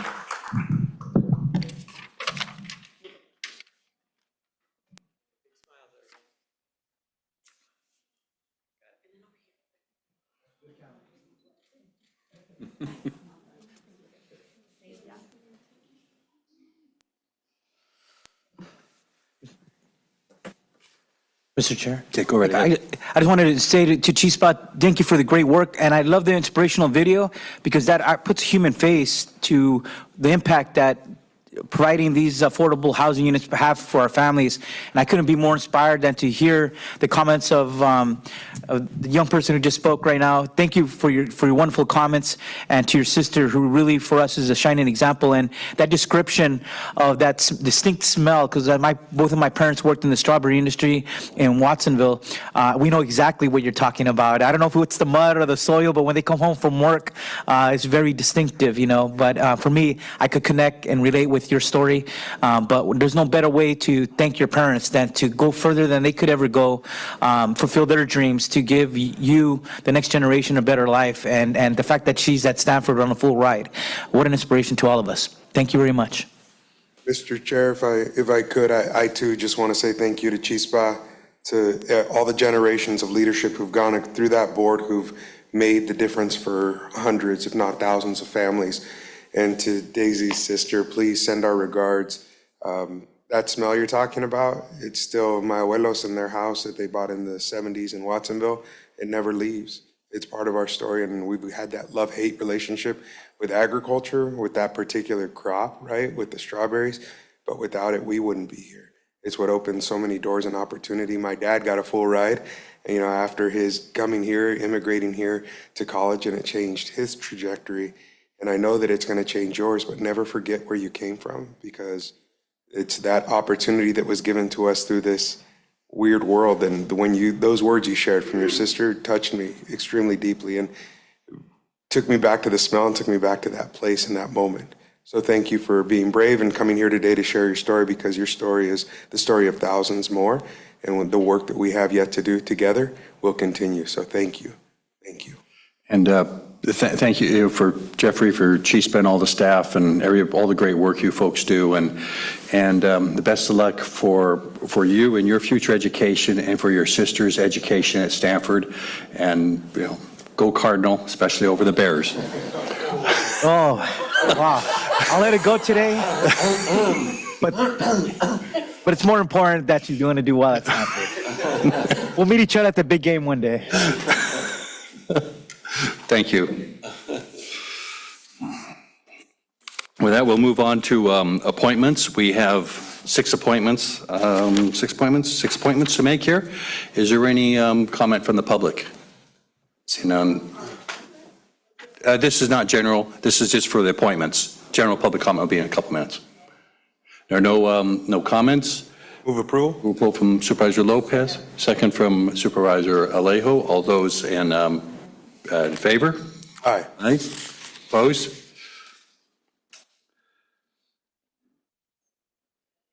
And let's see. With that, we're going to recess to the Bronte County Sanitation District. May we have a roll call for that, please? Good morning, everybody. Let the record reflect that all directors are present except for Director Adams, who is absent today. Our County Administrative Officer, Sonia de la Rosa, is also absent today. So we will have sitting in Nick Chulos, Chief Assistant County Administrative Office, sitting on her behalf. Any additions or corrections? No additions and corrections to report. We have one consent item, and that is acting as Board of Directors of the Barnstable County Sanitation District would authorize the Auditor Controller to amend the fiscal year 23-24 of consent. Sanitation. Yep. Moved by Supervisor. I haven't asked for public comments yet, but is there a second? Is there any public comments? I see none. All those in favor? Aye. Aye. Thank you. We'll adjourn the Barnstable County Sanitation District and reconvene the Board of Supervisors, Monterey County. Roll call, please. Good morning, everybody. Let the record reflect that all supervisors are present except for Supervisor Adams, who is absent today. Our County Administrative Officer, Sonia de la Rosa, is also absent today. We have Nick Chulos, Chief Assistant County Administrative Officer, sitting on her behalf today. That will take up the consent calendar. These are consent items 23 through 62. General public comment will follow this, but I'm going to ask for just public comment on the consent calendar. Do we have anybody in the chambers or anybody online? On Zoom, we have a number ending in 902. Numbers 902. This is just for the consent calendar, not general public comment. You have 2 minutes.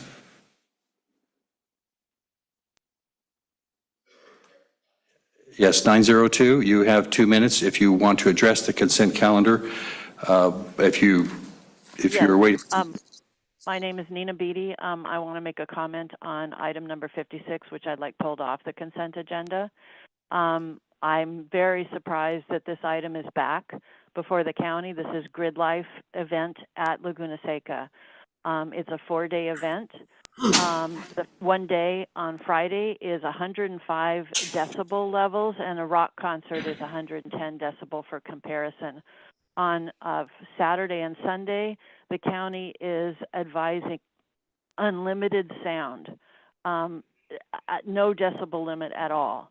And then on Thursday, there's an optional track day for 90 decibels. The county has been discussing a sound ordinance for North County.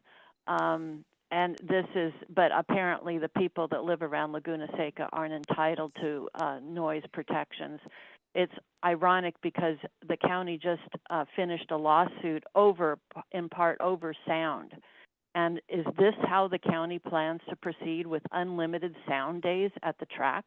Is this what being a good neighbor is about?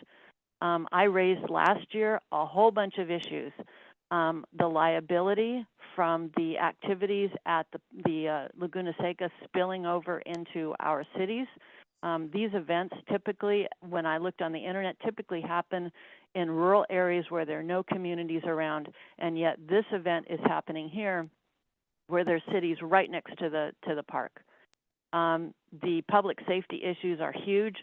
Last year you got lucky because it was a new event and people didn't know about it. But these events, if they're continued, especially this year, it's going to grow and grow and grow, and you're going to attract a lot of people and spill over into our communities. In March, you had street racing with a pedestrian hit and a car overturned in Salinas.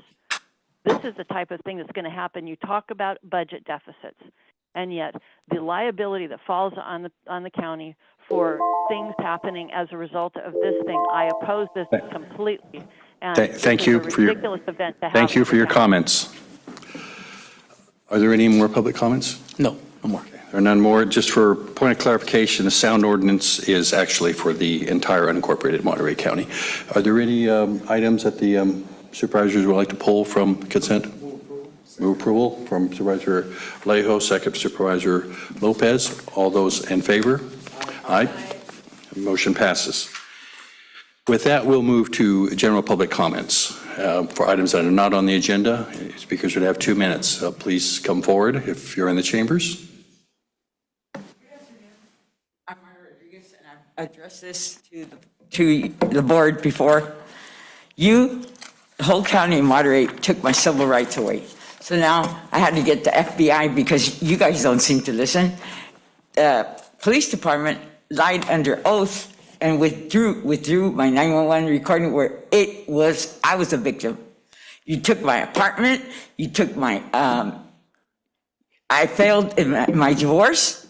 He won, attorney lied, 2 construction companies lied, and so did your police officers. Why did you guys take my civil rights? And why I have to be out here homeless in order to get somewhere? Because I'm not getting anywhere with you guys. I'm getting through with the federal. The FBI's involved now. So because you didn't want to listen, now you guys just opened a big can of worms. So I'd like to address, why am I homeless? Because of your police and your mayor, and you guys didn't even pay attention to me. So I had to suffer all this time. I want to know why you guys couldn't help me and why the FBI can. Because I got a letterhead from the president, addressed it to the HUD, and nobody cared to listen. If all my recordings and everything went to Washington, D.C., and they paid attention to me, then why haven't you guys? Till this day, I'm still suffering in the streets because you took an apartment complex that was red tagged, and there was a death at that apartment. And housing has a lot to do with this because I could give you names. I have recordings on everything that was did, and you guys supported them. So, like I said, what are you guys going to do for me now?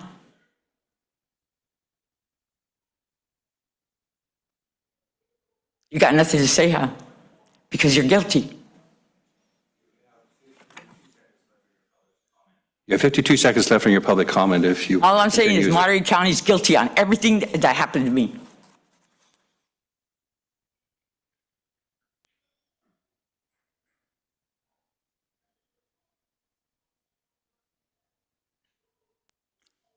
Any answers?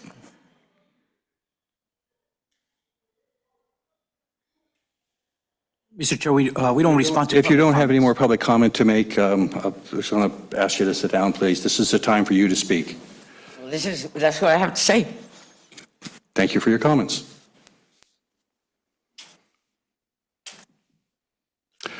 Any other public comments in the chamber? Yes?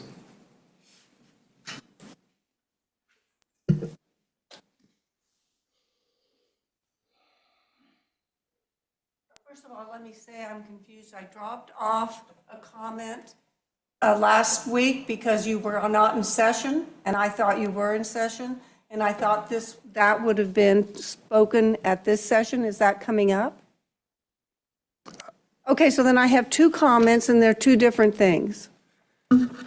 One of them is taking the my name is Meredith Krollkamp. I live on Schulte Road in Carmel Valley.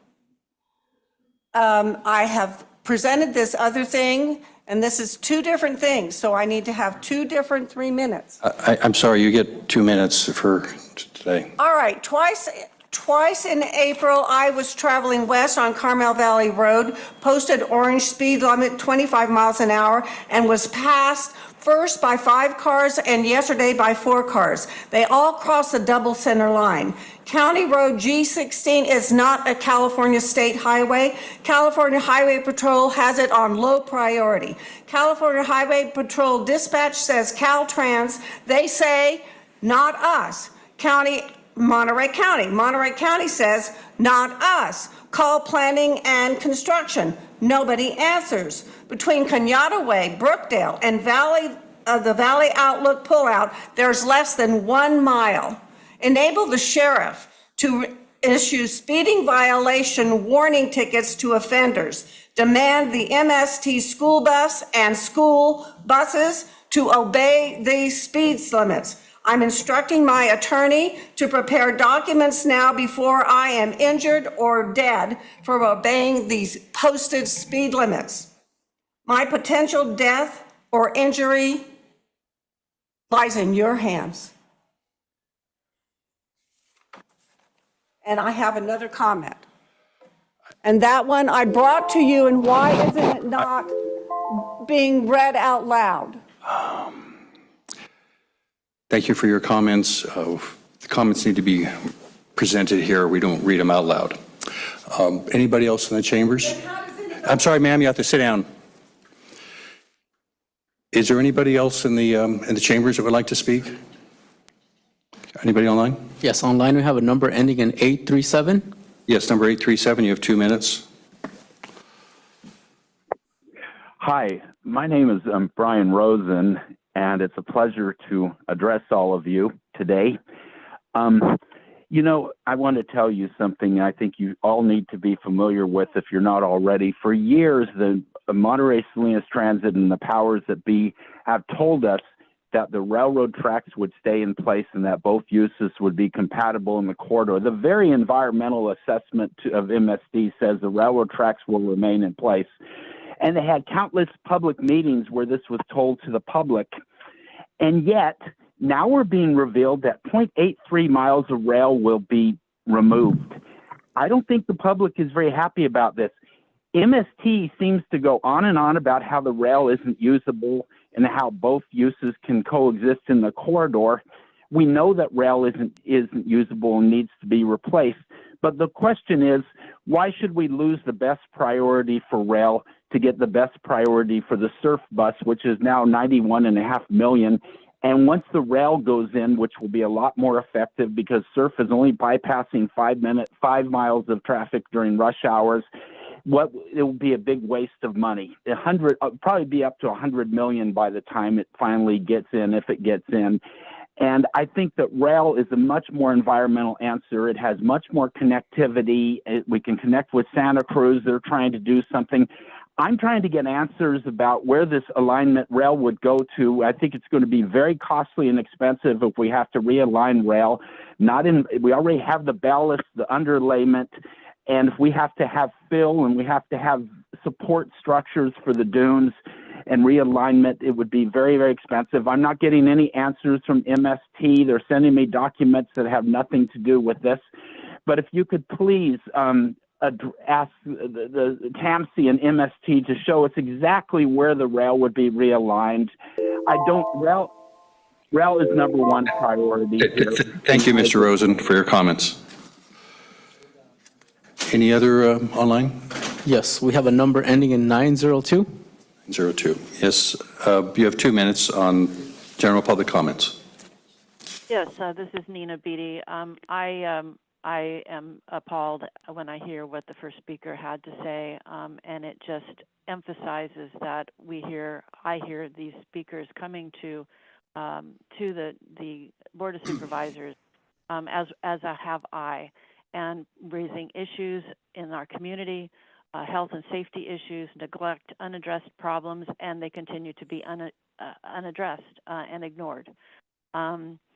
I have brought to you the situation at Moss Landing. I had the opportunity to drive past Moss Landing again 2 weeks ago. And I have brought to you information about a unpermitted nuclear reactor that was at Moss Landing by PG&E for about a decade, raising severe issues of health and safety as far as radioactive contamination. And the board, the county, the health department took no action. I've now updated the State Department of Public Health about this situation, who had recommended that I contact the county health officers. But that now the ground has completely been plowed up and disturbed and transported who knows where, and any equipment found buried in the ground has been transported to likely unpermitted for hazardous waste. No investigation done, and this is typical of many other environmental health issues in Monterey County. Secondly, I would like to there have been several TV presentations by supervisors on broadband and the great supposed need for broadband to everyone. Well, an easy solution that already exists with no money involved is that AT&T copper line goes to every home and every building in Monterey County. And DSL service is provided via AT&T and other companies to every home and building. There's no need to spend more money. The internet already exists. The capability exists to everyone. And the county would be wasting money, throwing money away. Thank you for your comments, Ms. Beatty. Any other public comments? Yes, we have a Christian Schneider on the line. Yes, Mr. Schneider, you have 2 minutes. Good morning. These comments are for Supervisor Alejo.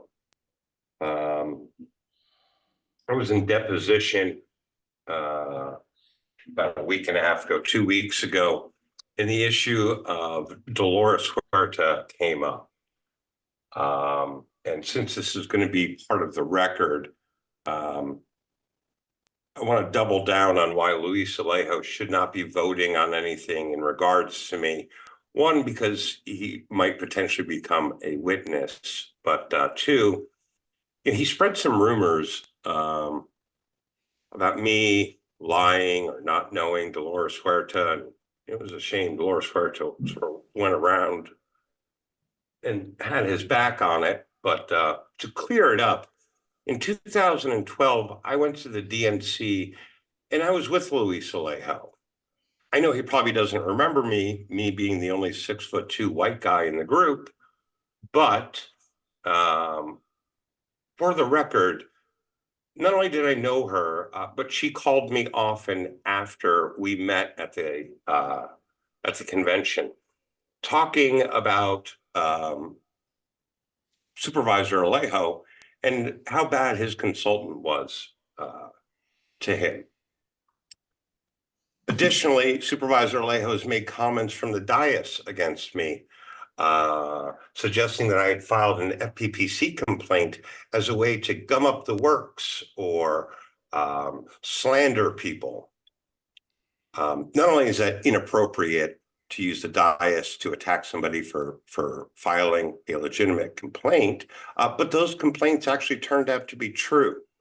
So I'm requesting that either Supervisor Alejo is censored for his remarks or that he apologize to me.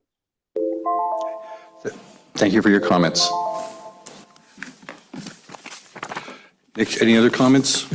Lastly, we have a number ending in 705 on Zoom. Yes, number 705, you have 2 minutes. Yes, good morning, Supervisors. Lorna Moffett here. I'm urging you to start planting trees in Salinas and saving all the big trees you can, especially the eucalyptus, the non-native, that is so very important because they grow up to 300 years and they store up to a ton of carbon a year, and they're one of the more oxygen producing trees. And also I ask that you curb your pesticide and herbicide use. There's tons and tons being used in this county and all over the world, and it's killing us and killing all the insects and the animals, and it's unnecessary. I think we need to get away from that. And also, could you please consider 3 minutes? It just shows such disrespect for the public that you really don't care about our comments. You know, you're trying to cut us off, and the Bagley-Keene Act was created just because politicians did not want the public's input. So it would be a great courtesy to us all. And there's so many intelligent people out there that want to be active, but they don't feel they're being listened to. And so they just say, okay, it's your fate, it's your world too. So, you know, we all work together to make this a better world. And your part in this is very, very important. So thank you for considering my comments. Thank you. Any other comments online? That is it. That is it. That will close public comment and move on to the schedule matters, which is item 15, which is to receive a presentation from the Mint Systems on the status of a power purchase agreement for installing some solar panels at Natividad Road. Good morning. Yeah. You use the microphone up on the podium, not that one, the other one, I think. Okay. Get my Zoom link. Sure, go right ahead. Hi, everyone. Good morning, board and public. While Rob gets set up, I am Cora Pantra, the Interim Sustainability Program Manager, and I'm very excited to bring the solar and battery storage project to the board today. This all started with the program services agreement back in 2019, which resulted in the board directing staff to move forward with these 3 power purchase agreements at Schilling's Place, the Sheriff's Public Safety Building, and the jail complex. At the time, power purchase agreements were new to the county as a way of implementing projects with capital costs of millions of dollars without the upfront cost. So making this financing mechanism work with the county construction agreements took years of negotiation and feedback from many county stakeholders. Thanks to all who participated, including County Council, PWFP, the Sheriff's Department, the Health Department, and Natividad for all your engagement in this project and helping to standardize this process. Last summer, the Master Energy Services Agreement and 2 of the 3 power purchase agreements were approved by the board. The 3rd power purchase agreement before you today was delayed due to potential changes in county usage of part of the jail complex. So stakeholders needed more time to evaluate a solution that worked for all parties. Mint has been a great partner in meeting county needs during this process with multiple project designs and incorporating our stakeholder feedback and our third-party reviewer changes before the April 22nd PG&E funding deadline for the self-generation incentive program. Overall, this pilot project has charted a path for the county to take on large-scale sustainability projects that achieve cost savings and climate mitigation goals without major upfront costs. The program